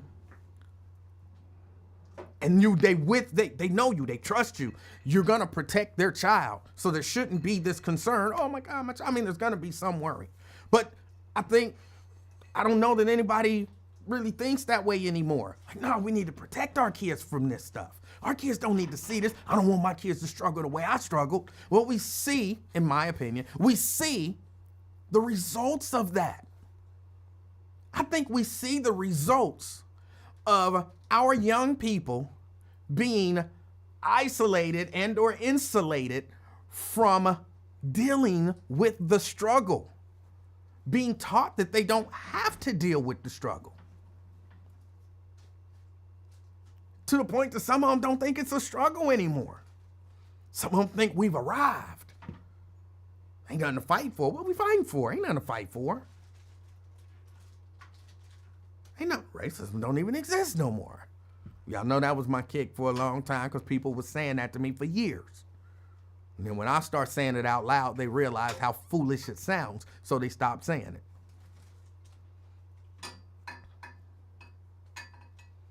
But we isolate them, and then what they got now? What, they got a whole lot of free time. You're giving them, all the trappings of, I guess, creating what they perceive to be the trappings of wealth and privilege. Because now they feel like, oh, they can get it, I can get it. And if I can't get it the way that they get it, then I'm going to take it. Or, like, for real, is it, quote unquote, cool? Nobody says cool anymore. I don't know what the word is nowadays because I'm old. But is it cool when you hear young people talking? How many of their heroes are people who fight for equality and justice? And we're like, man, what's going on with the young people? When I was coming up, young people this. When I was coming up, young people that. That's because look at who their heroes was. Like, for real, these were people who was like looking up to Dr. King and them. These are people who were kids who were literally marching with Dr. King and them. And then they grew up and said, my kids ain't gonna never have to go through that. So I think that is a part of the issue, but that's just my opinion.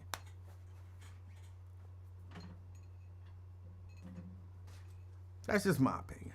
But I think it's so much, and like I saw somebody say something like leadership. Oh, these cold chills is driving me crazy. I heard somebody say leadership is organic. I don't know that that's true. I don't think that's true. I mean, I guess it can happen sometimes just organically. Somebody is just literally fed up with something and then other people get on board with whatever their struggle is. But little baby is playing with a yo-yo. So she's walking the dog. It's a yo-yo term. She's walking the dog, but she ain't really walking the dog. She's just dragging the yo-yo. She not good at it yet. She's not good at it yet. I am. I'm just playing with it. Yeah, you're not good at it yet. I am. I don't think you can even do it twice. I did. Yeah, make it go down and come up. And make it go down and come up. Okay. All right. She about to try that. It's not gonna happen. But that's the noise that y'all hear. That's the noise that y'all hear. You heard what? He said it. She's not. I didn't say that. No, you didn't do it. You didn't do it. No, you didn't. Yeah. It just went down and bounced halfway up and then bounced a quarter of the way up and then stopped. That's not it. It is. No, here. is. Here, give it to me. No. No, give it to me. Give it to me. I'm going to show you. I'm going to show you what I mean. When you can do this. Here, give it to me. Give it to me. I'm going to give it right back. I don't know why. Why do you have, what is this? Because. Well, here, you can put this back in there when I'm done. No. Yes, you can put it back in there when I'm done. I'm gonna take this off of here. Oh, you got it on there that way. Oh my goodness. Just Now it's gonna be all greasy. How do you got it in there? Here, this is the way you do this. You don't put your finger in there. You put this through here. Then that way you can make that as big as you want to. See how it slipped through? Yeah. You do that. This is what I mean. When you can do this. Down, up. Down, up. That's when you can do it. Yeah. Not what you was doing. So, here.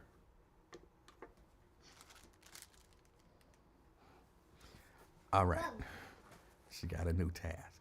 Really cool. But what was I saying? Oh, organically. Yeah, no. A lot, yes, that was lip gloss. A lot of that stuff don't happen organically. Y'all really think Rosa Parks was just tired of sitting down and one day she was on the bus and they said, get up, and she was like, nah. I mean, that's a great narrative. That's not the way that went. There was strategy that went into that. Rosa Parks, they picked her specifically the way she looked, for what her job was, all of that kind of stuff. It was planned. It wasn't just organic. People think it was organic, and that was a great story, but it wasn't. They had meetings about it. She wasn't the first person to do that.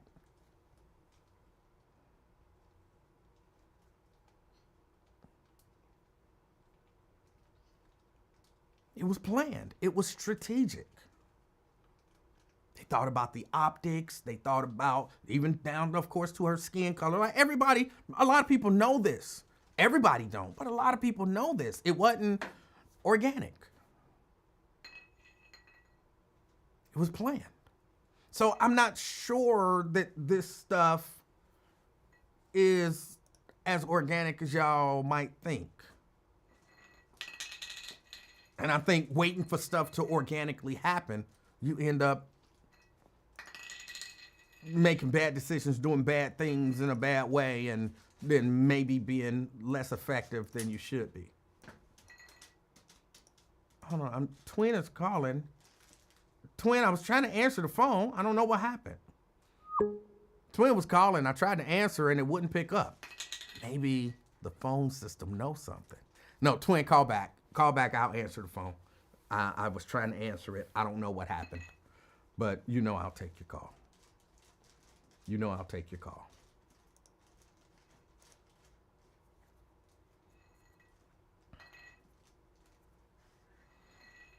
Um, let's see. All right, there we go. Twin. Trying to be funny, ain't you, man? Oh, I've not told a single joke.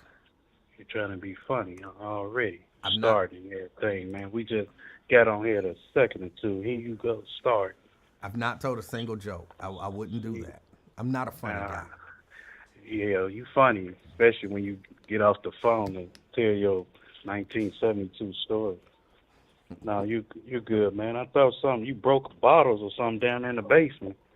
But you say that's your grandbaby playing with the yo-yo or something. Yeah, she Yeah, it sounded like some glasses, chandeliers shaking or something like that. Thought you hooked the basement up or something.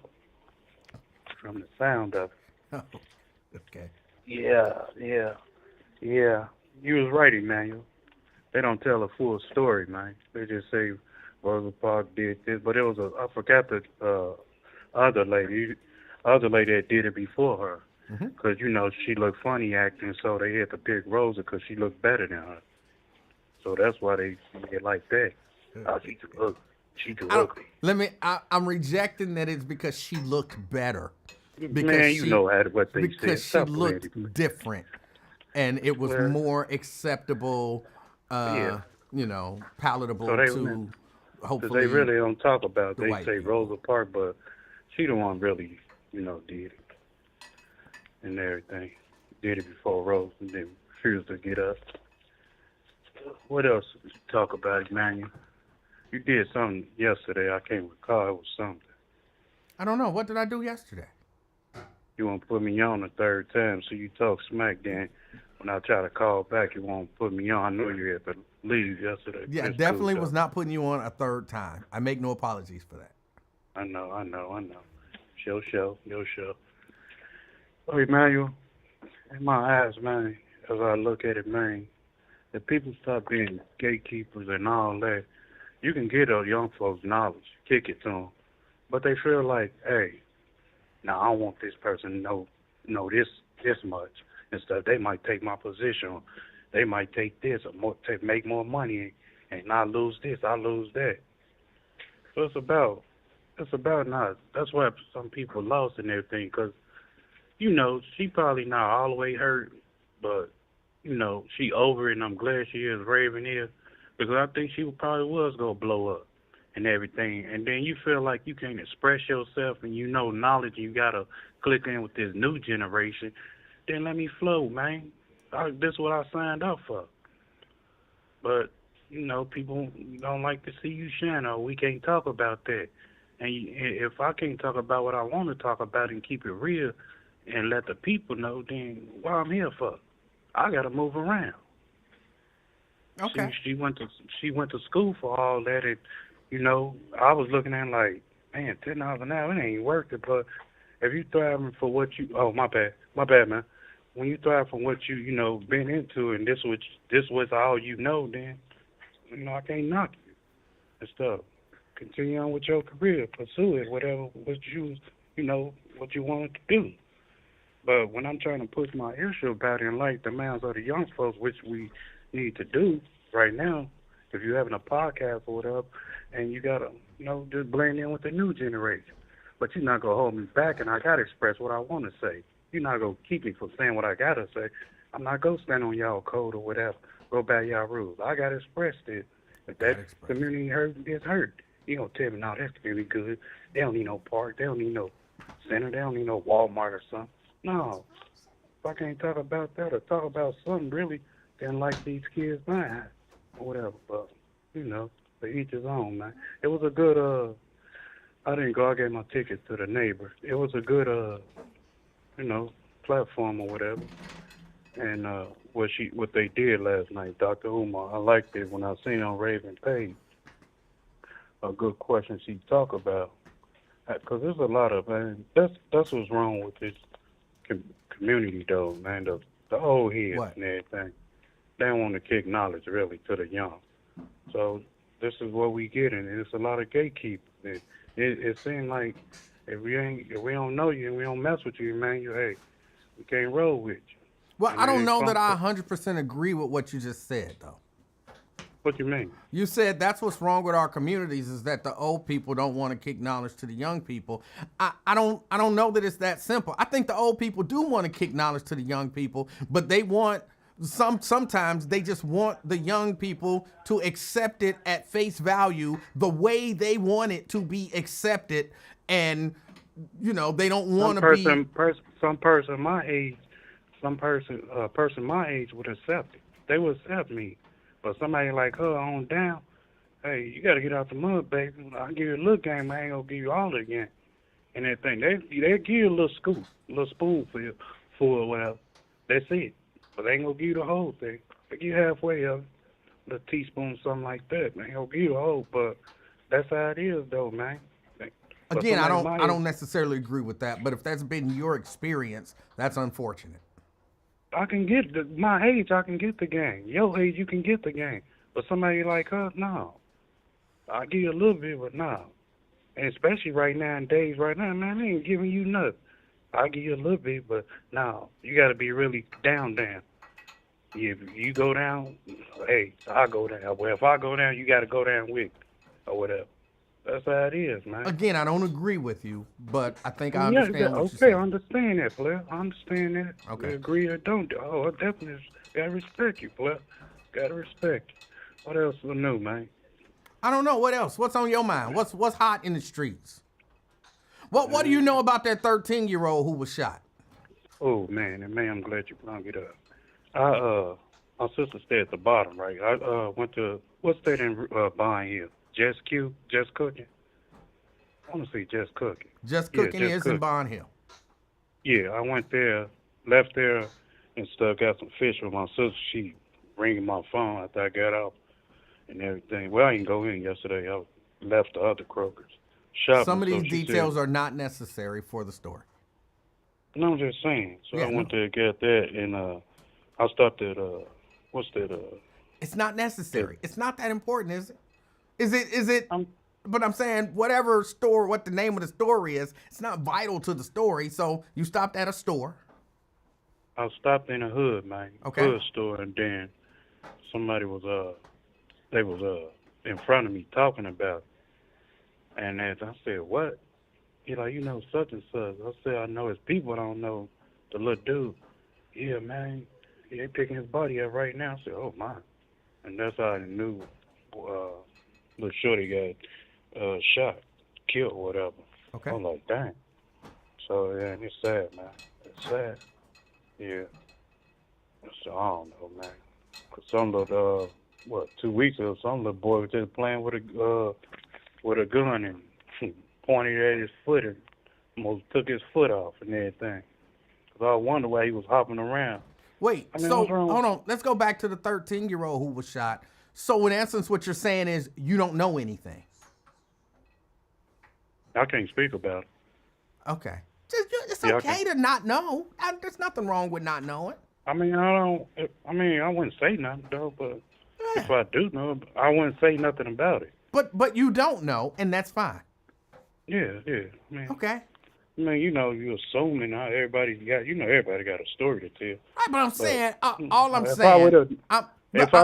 If I really knew about it, I wouldn't say it. Okay, but what I'm saying is, and I'm not saying this just to say it. Like you went into a whole story with a lot of details to say, I don't know nothing.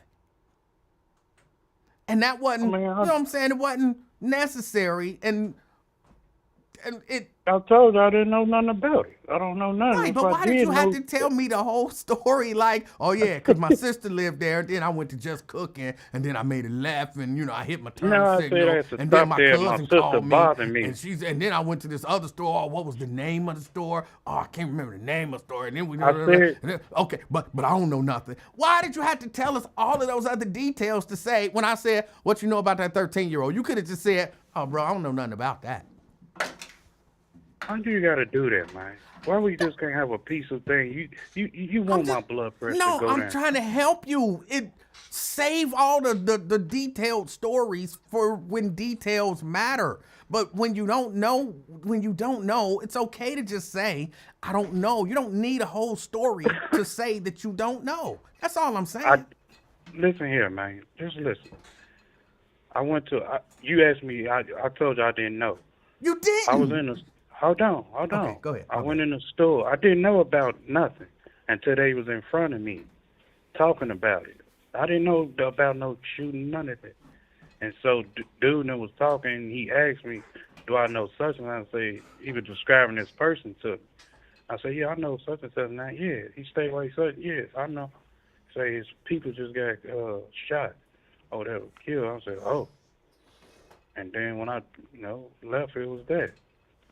But they was kept talking about it and, getting their businesses like that. They was saying how this and all that. But I just walked away. Okay. Yeah. I mean, if I didn't, it ain't my business. Okay. Yeah, you're right. I apologize for even saying anything like what I said. Man, no, ain't gonna incriminate me or whatever. It is what it is. I just walked away. It's not my business. I'm sorry it happened to the shorty like that. It's sad, man. Okay. I thought they said they caught him or something. I don't know. I hadn't heard that, but it may be true. I thought when they said they caught the 15, they did something. They said I have to go back and look. What else, man? I'm not sure. What else is on your mind? What else is going on? What's happening in these streets? Nothing else, I guess, man. Just be safe, man. I don't think I can tell you, but it's dangerous right now, man. Okay. You got any questions for me? Oh, man, I ain't got no question for you, I don't think. You said something. I can't think what you said yesterday before I left. So you hung up on me. Oh, somebody wanted me to ask you. You called back a third time yesterday. What were you calling back for? You said, that's what I don't know what I said Jerica had asked a question. She asked me. Jerica, what did you ask? She's in the chat. Jerica, if you can type in there the question that you had for Twin. She said something. Oh, crazy stuff. I know she said your daddy white. If he's such and such. What she say? Something. She got it. I'm pretty sure she didn't say that your daddy is white. No, she said your daddy white.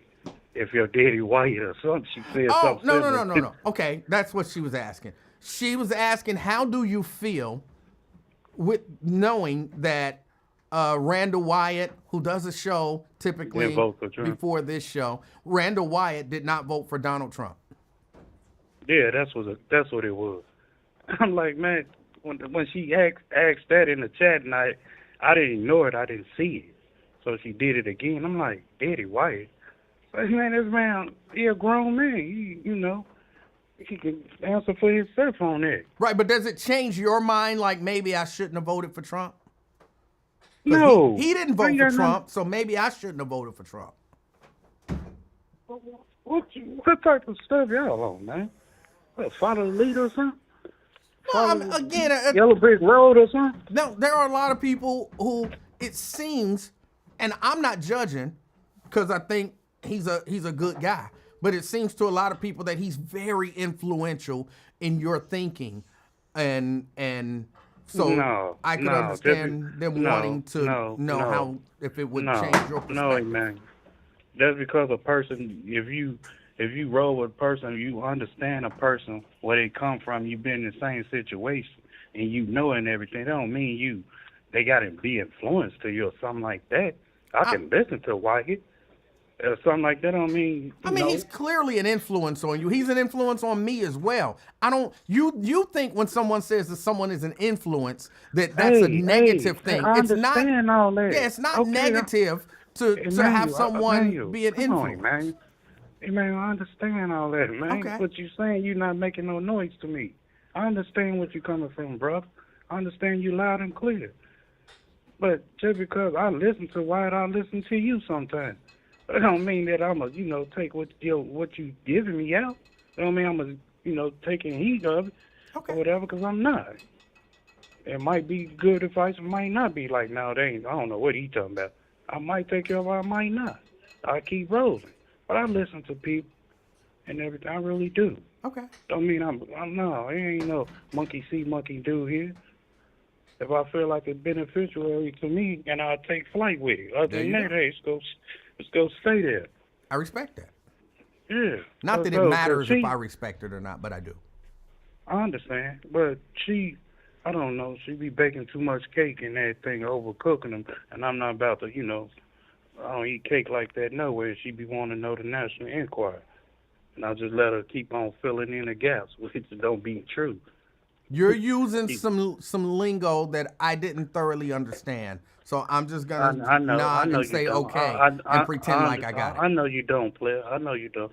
But I'm just saying, she always got to throw shades and everything, like, why my big daddy or big brother or something like that, I got to do what he do or listen to him. Come on, it ain't like that. Just because a person don't roll with that person or whatever, that don't mean nothing, man. Okay.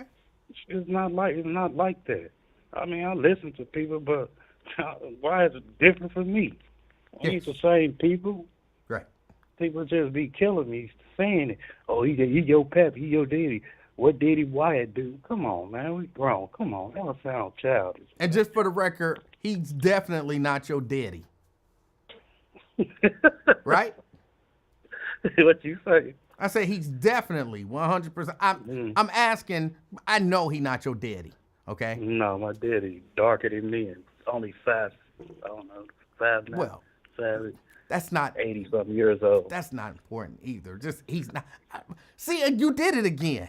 He's not your daddy. He's not your daddy because he ain't dark enough. He not your daddy because he ain't 83. He not your daddy because he's not your daddy. all the other details don't matter. No, I had to throw that in because you always try to correct somebody, man. So I had to throw that in, man. 'Cause I knew you was going to say something, man. I got to have fun, man. Come on, man. I get We it. got to have fun, man. That's Because right. people, they mad, man. People, I get harassed every day, but, I'm not used to it, man. I'm just having fun, man. That's it. And I get That's that. it. I get it. I get it. Yeah, I don't think ain't nothing else. I ain't going to give you no wrestling report or none of that, man. You really City, should man. start watching wrestling. I think you would enjoy it. No, I used to like it though when I was shorty.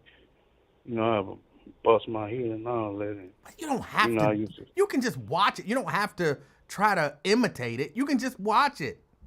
No, it ain't. I used to watch it years ago. Maybe 10, 16 years ago when the Rock and all them was on it. But, no, man. Okay, then you wasn't no shorty 16 years ago. When they.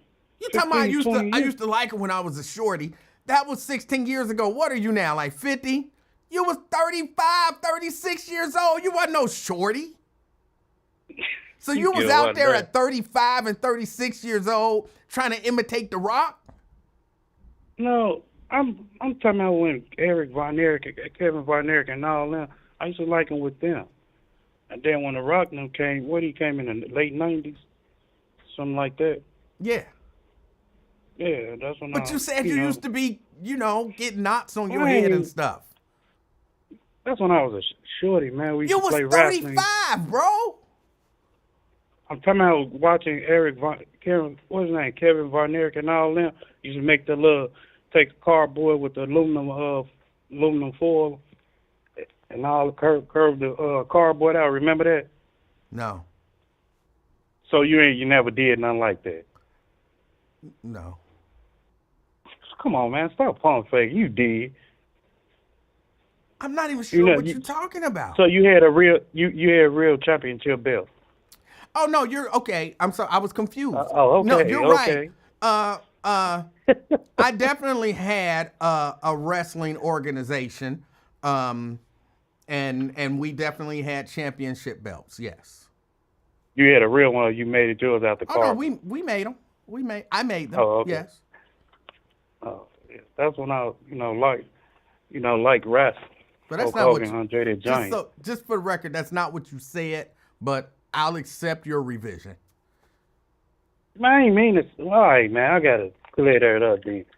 Then I watched it a little bit when The Rock and what's his name? What's the drunk dude name? Be doing the beer. Be talking the beer in the ring. I know, but I want to hear your rendition of his name. What do you think his name was? About Stone Cold Stone, whatever his name. That's Cold Stone, whatever his name. Cold Stone. Cold Stone, Cold Stone Steve Austin, that's his name. The beer man. Talk for the beer in the ring. You were 100% correct. It was Cone Stone Steve Austin. Cold. Oh, Cone Cold Steve Austin. You get on there. Yeah, I watched that. I said it right? 100%. COLD, man. Cold, man. You know, I got a funny talk. Yeah, that's the only one. I like your version better. So, yeah, that's what we going with. Cone Cold Steve Austin. I like that. Yeah, that's the last time I watched. Other than that, then they start bringing different people out. I'm like, man, I don't know this person. I don't know that person. So after that, it is what it is. All right, man, come on, man. You making fun of me. You have a good I wouldn't week, do man. that. I would not do that. Twin, enjoy the rest of your day. Enjoy the rest of your Don't try, day. man. All right, All right, Twin. man. Thanks for calling. Yeah. Oh, I like Twin. I do. I like Twin. I knew he was going to botch the name. That was why I wanted to hear him say it. It was Stone Cold Steve Austin. But I like his version better. Oh, I like Twin. I don't agree with him politically. But I keep telling you, I think the dude's a good dude, got a good heart. I don't agree with some of his reasoning and logic, but I think he's a good dude. You do have to stop giving a whole lot of details just to say, I don't know.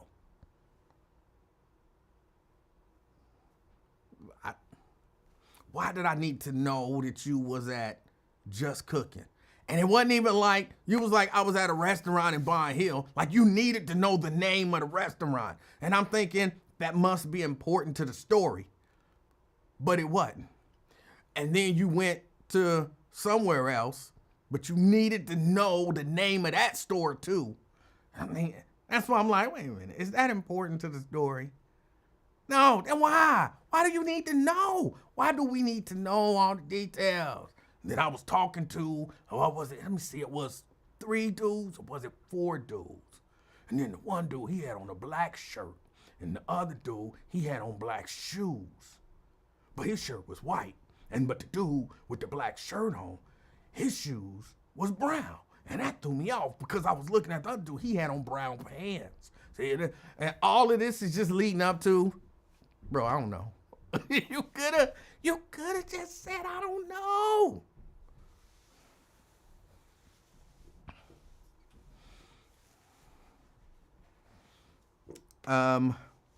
All right, y'all, I gotta get ready to get out of here. If all hearts and minds are clear, preachers do that. That means stand up. That means if you didn't know that, if you somewhere and somebody say all hearts and minds are clear and they do that, they're not summoning lightning. They telling you stand up.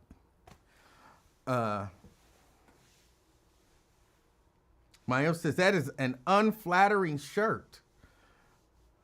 I'm just fat. It's not that the shirt is unflattering. I'm just fat.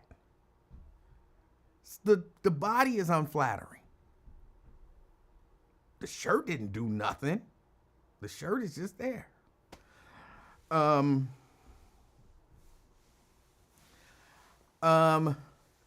yeah, all hearts and minds are clear. Let me see. I will take this time. I said, we'll do another 5 minutes.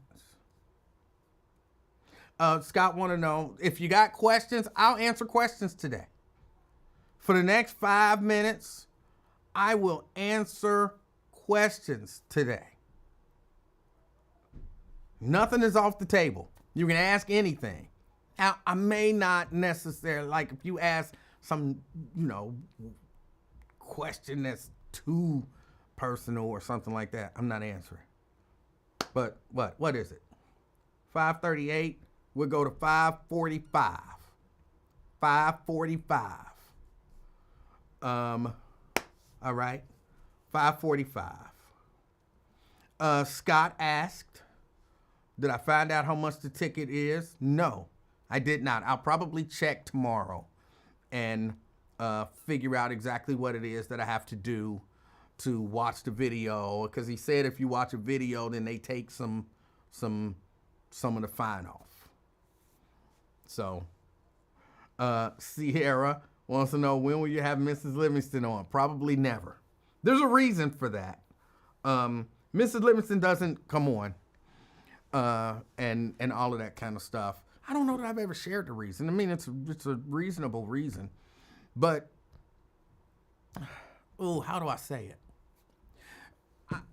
it? We don't necessarily want her saddled with the burden of me. There are people who don't like me. And, for example, my brother. And, they're and from time to time, people are immature and even unprofessional. So, and as she goes about doing her business, she deals with the public. And so if there's somebody like, I'm not going to work with her because her, her husband, I'm not going to work with her because of it, If I was a yuck guy, then it wouldn't be an issue. But being somebody who, at least I used to say stuff that people don't like. I think I'm very mainstream now. But I used to say stuff that people didn't like. And because of that, that's why we make that decision. Let me see. There was another question. Is Nate okay? To my knowledge, Nate is just fine. When I talked to him last night, he didn't tell me he was in distress or anything of that nature. We talked about he told me two things. Well, he told me more than two things, but two things that y'all might even be mildly interested in. He said, did you see that Donald Trump endorsed Byron Donalds for governor of Florida? I was like, no, I didn't see that. I'll have to look that up. I didn't look it up yet. And he said, why do you keep saying that Ron was right? Ron was wrong. And I said, no, I think Ron was right. I was saying that,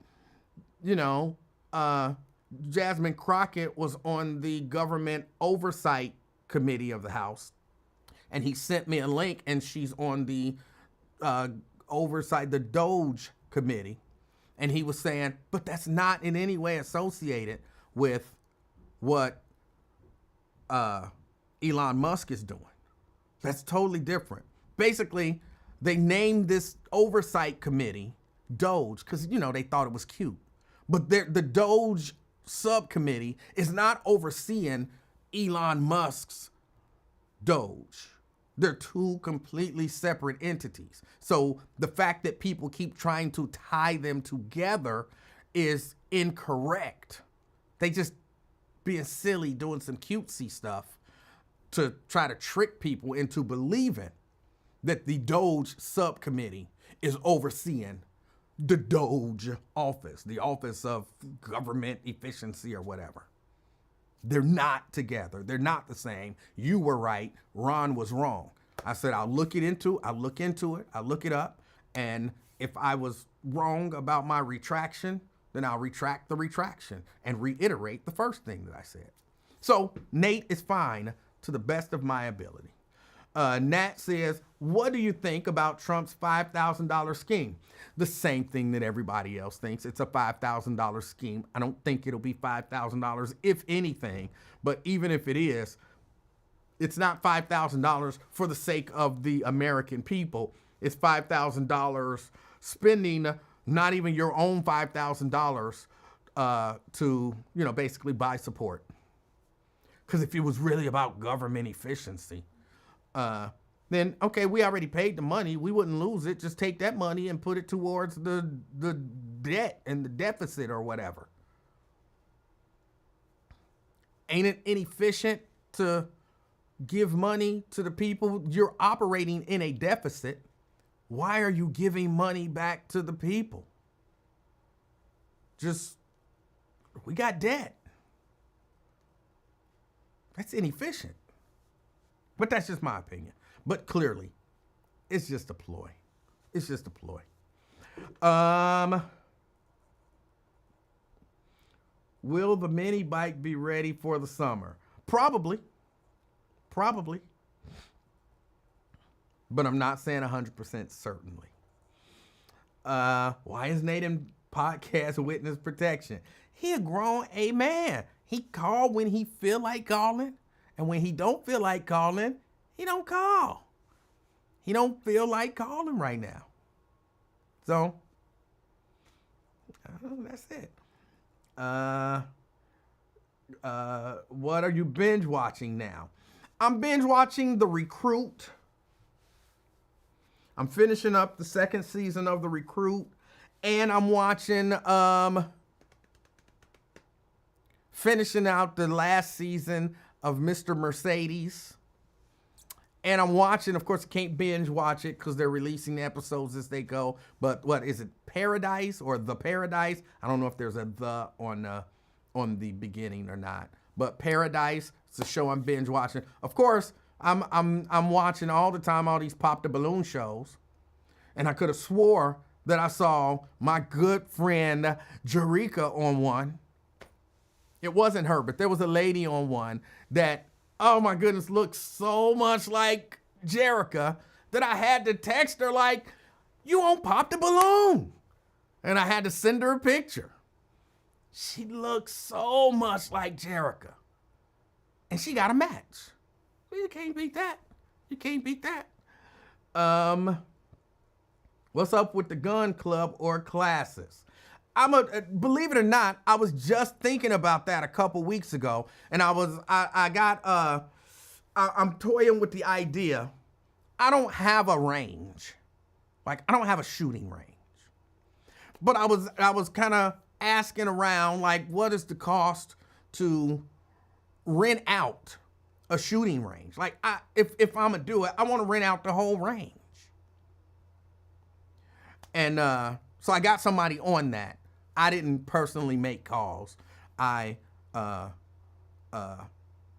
do they call it? Not allocated. What do you call it when you give somebody a task? I had 17th degree COVID, so I can't remember words the way I want to remember them. I can like give you the definition of it, but I can't remember what the word is that I'm looking for. So when you delegate, thank you. I delegated that to someone else.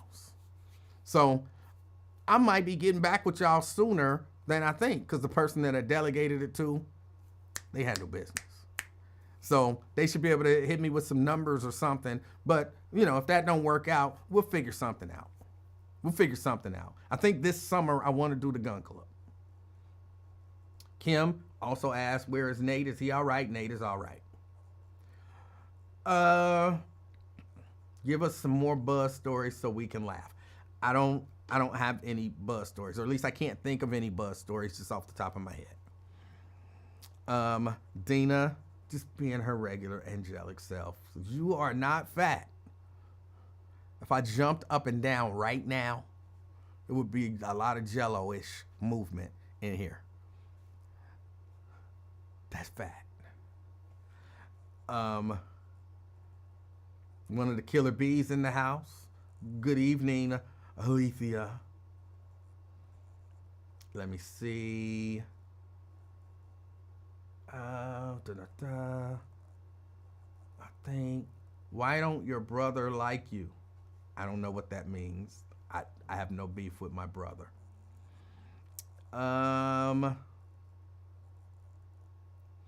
Nat says, I don't blame you. Keep your private stuff private. Some of these Negroes don't know how to act. Very true. Figured that out a long time ago. Am I going to the NXT wrestling show on the 25th? Probably not. not going to the NXT. I'm not going on Monday. I know now I'm not going to Raw on Monday.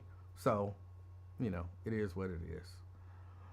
Did he tell you Lincoln called on air? No, he didn't. Did he answer? I might get a call about that tonight if that happened recently. Hold on, let's see. Will you have Lincoln Wear on your podcast? No.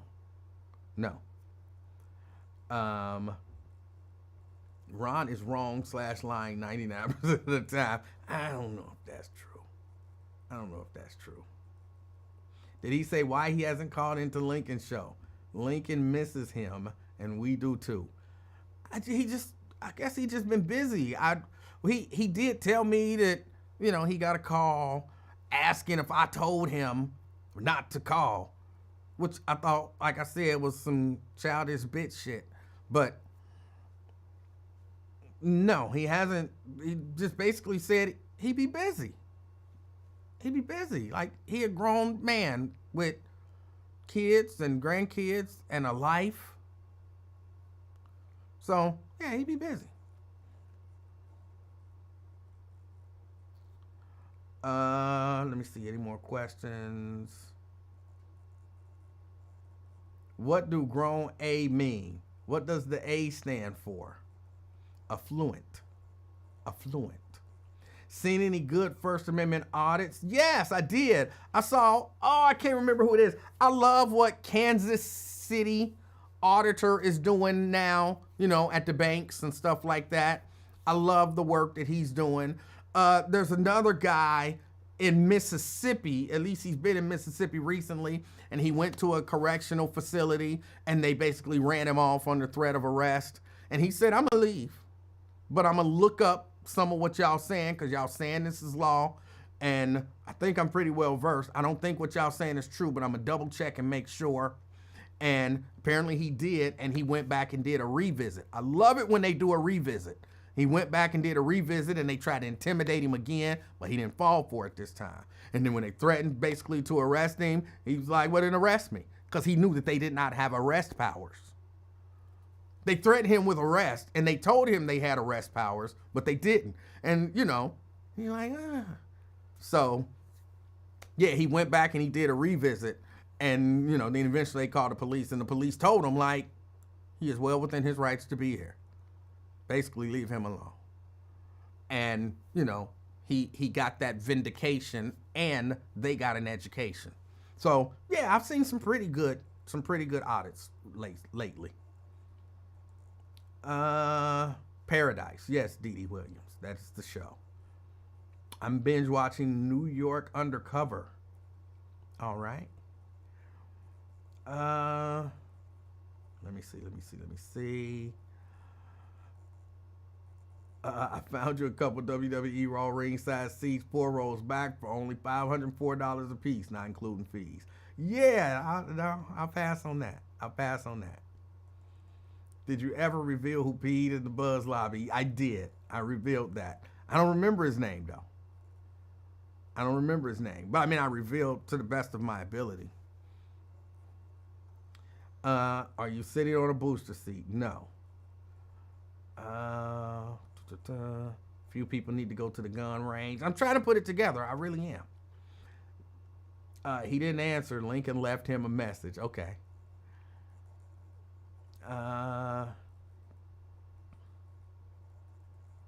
He said the B word.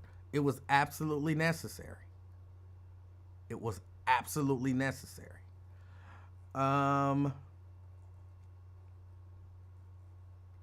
Do you, Nathaniel Livingston, smile? I am not Nathaniel Livingston, so I'm not sure the question. He does smile. I smile. So whatever you were asking, I think the answer is yes. How does it feel to know that people love your show? I appreciate people appreciating the show. I do. The little baby, I was walking. I keep telling y'all, people come up to me out of nowhere. I went and picked the little baby up from school. So I pick her up, walk into the car. We get halfway to the car, and she looks at me and she says, "Grandfather, I gotta pee, and it can't wait." And then she want to keep walking to the car. Are we going back to the school? Why are we going back to the school? Because you gotta pee. And it can't wait. But why are we going back in the school? Because they got a bathroom in there. You should have used the bathroom before you came out. So then we run in there. She used the restroom. We back on our way out. And a lady's walking in. Now they're doing some work outside of her school, so it's really loud. Apparently the lady said, "Hey, Emanuel, it's nice to see you." I knew that what she was saying something, but I couldn't really hear what she was saying. And so my response to her was like really general. You know, if somebody is just like being really nice and they're like, "Hi, nice to meet you," or, you know, because I was holding the door for her when she said it. And she's like, you know, I really thought she was saying, "Nice to see you, thank you for holding the door," or something like that. And so, you know, I think my response was, "It's nice to see you too, and have a great day." Just general. And, you know, then I closed the door. Me and little baby walking down the stairs, and she say, "Grandfather, do you know her?" The lady who just walked in? Yeah. I said, "No, I don't know her." "How did she know your name?" I said, "She didn't say my name." She said, "Yes, she did, Grandfather. She said, 'Hi, Emanuel, it's nice to meet you.'" I was like, "Did she really say that?" And she looked at me, because y'all don't know, but she'd be looking at me like I'm crazy. And one of the days, I'm going to have to slap the fire out of her for the way she looking at me. I'm going to have to tell her, "Hey, you better put them eyes back in," because her eyes be all popped out looking at me like I'm crazy. So she gave me that look like, and I'm like, oh, she must have really said my name. So, you know, but the door was locked. She couldn't go in and, you know, address her or whatever. So if you're watching, lady at the school, I'm sorry I did not hear you address me. Otherwise, I would have definitely been more personable. Maybe that's why that one guy who was really mad at me. Y'all know the one guy who was really mad at me because apparently he met me somewhere and I acted like I was too good for him or whatever, and he'd been mad about it for like 16 years. I don't want to have another one of those. So, lady, I don't know who you are. If you felt like I was rude, I apologize. That was not my intent. I genuinely did not hear you say my name. I thought we were just exchanging regular pleasantries, but I would have been much more personable had I known that you were aware of me. So I apologize for that. And if I ever meet you again, then, you know, I'll be more personable, not just general pleasant.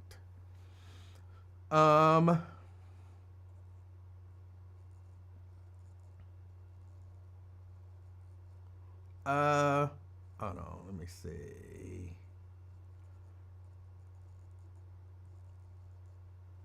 Please don't miss my question. It's too long to retype. Oh my God. Lincoln and left him a message. I don't see. Would you do a Zoom class to help those of us who would like to do a podcast or create content? Sure. I had to think about how to do that and what to include, but sure. I would do that. Sure. Will you start a walking club at Coley Park? I would not start a walking club. I will not.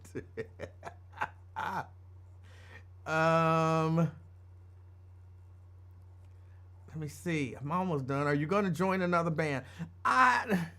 There's a gentleman who asked me to join a band, and I told him I would, and he sent me a list of songs, and, you know, I know he's serious about it, but I haven't, you know, had any further contact with him. So I think so, yes.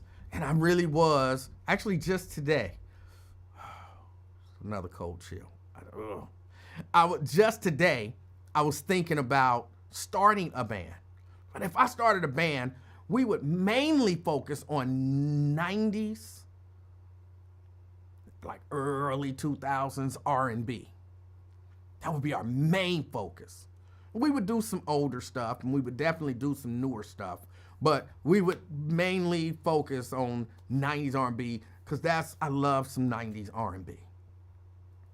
So I'm thinking about it. But I really just started thinking about it today. I was listening to some songs and I was like, I would love to, because there's songs that are hit songs, but you never hear artists or local cover bands cover these songs. Like, what's the song I was listening to? I had 17th degree COVID, so I can't always recall stuff. Where the Party At? By Jagged Edge. I've never heard a local cover band cover that song. And that's a good party dance song. Why are y'all not covering that? Not enough of the cover bands is playing Mint Condition or Tony.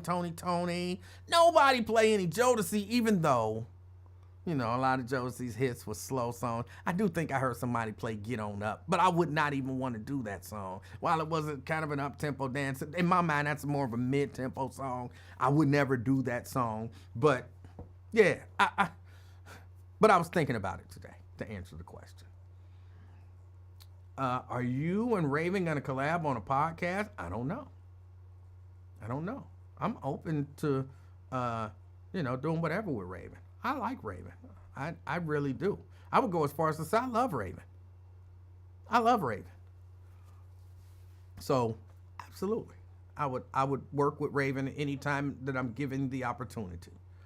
Let me see. Will you have the Twitch person on as a guest? I'm not even 100% sure who the Twitch person is, but I appreciate them. Is the Twitch person there now? Yeah, the Twitch person is there right now. I appreciate you, Twitch person. You should share. But okay, that's that. General Pleasant. Yes, General Pleasant. You see somebody, you hold the door open for them, and they say, thank you. And you're like, you're very welcome. And y'all go about y'all business. You see somebody that you know or whatever, and they like, hey, and you might give them a quick hug or something and have a conversation. Now, if somebody opened the door for you and you say thank you, and they like, well, give me a hug, they're a weirdo. They get general pleasantry. You don't just hug general people, that you don't know. So that's the difference. Let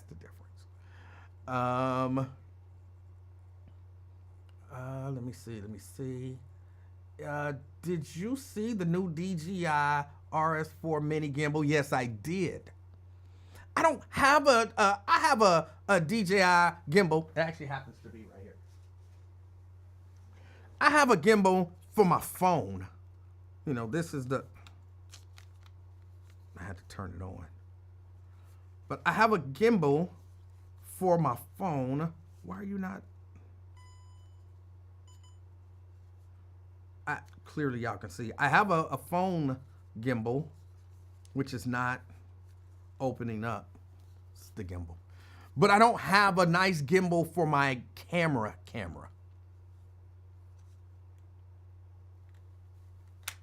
Now, there we go.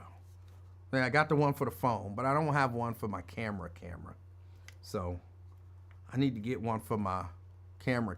But I did see, I got to get me a nice gimbal.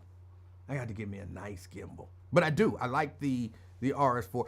It's just, sometimes my lenses be a little long for a gimbal. Because I sometimes I'm using a really long lens. So, but yes, I've seen them and I like them. Alethea wants to know, can I join the new band? Can you sing? Play an instrument?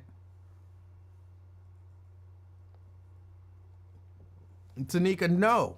Not until it gets 70 degrees up here. You can't join anything. You can't join the gun club. You can't join the band. Nothing.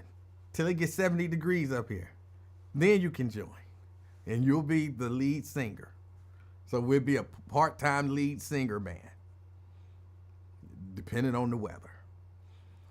I think that's about it. I'm about done, right? You could sing Jodeci Gotta Love. I like that song. A lot of people don't like that song, but I like Gotta Love by Jodeci. Let's see. No, I will not be singing no songs right now. All right. Y'all, that's about it. I appreciate all of y'all. We went over on the question and answer session, but I appreciate all of y'all hanging out with me. I do appreciate all of y'all support. Again, to the young lady who I saw down there who allegedly said my name, please don't feel about me like that other guy felt about me. It wasn't intentional. I'm a really nice guy sometimes. So, yeah. I apologize if you felt slighted. It was not my intention. She gonna be calling in. I hate him. He's so full of himself. Like, I didn't even know that you called my name. That dude, it's been, 20 years? 16, 20 years. That dude is still mad at me because one day at a remote, he said, "Hi, Emanuel." And I guess I just waved and went back to what I was doing. It hurts my feelings because, if I would have known, I would have spoken to him, less general pleasantry and more personal. But I created an enemy just by being busy. I appreciate y'all hanging out with me. Enjoy the rest of your weekend. Try to stay warm. It is supposed to warm up, but still not warm, Tanika. It's not supposed to get warm. But enjoy the rest of your evening. Try to stay warm. Do something fun this weekend. Something not like great, because I know I'm about to go, and I was wrapping up. Let me say this. Just pop the balloon show. Give me 2 minutes tops. I don't even think it'll be that long. When people ask you what you do for fun, and your response is, "I like traveling," I don't perceive it as that's what they mean. Almost everybody like traveling. Almost everybody like going new places, but I don't go new places for fun. When I get to the new place, I want to do something fun. So when you travel, because if that's the case, I like traveling, that's what I do for fun. So what, you just hop on a plane, go in the airport, you have a return like the same time, and boom, hop on a plane, come back home, like, boy, that was fun. Oh my God, it was so fun. I traveled. Nobody does that. To all my pop the balloon people who will never hear this, stop saying that's what you do for fun. You travel, and then when you get there, you want to do something for fun. What is that?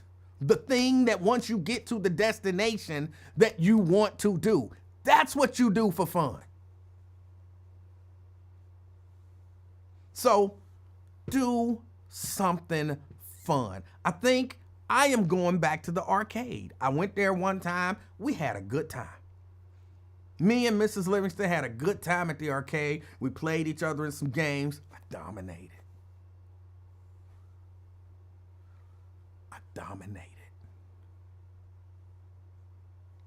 I beat that ass. And everything. So we have fun at the arcade, and, I think we're going back this weekend. Do something fun. Like, it ain't got to be nothing major. I'm going to the arcade. It's like $5 for an hour, $10 for the whole day. I'm going to spend $20, and we going to have a ball. And one day soon, we going to the iFly place up in Westchester, where you do the fake jumping out of a plane, the fake that stuff. I'm going up there. We gonna do it. One day, soon. I'm not telling you to do that, but do something fun. Go shoot some pool. Go bowling. Go, I don't know, do something fun this weekend, okay? All right? Yes, fake parachuting, where you be in the big glass cylinder and they shooting air up and you just land there on the air. One of these days, I think I am going to jump out of an airplane. I want to experience the sensation once. Won't be this weekend. But one of these days, I'm going to do it. So, yes, enjoy your weekend. Have some fun. And as always, be the reason that somebody smiles this weekend.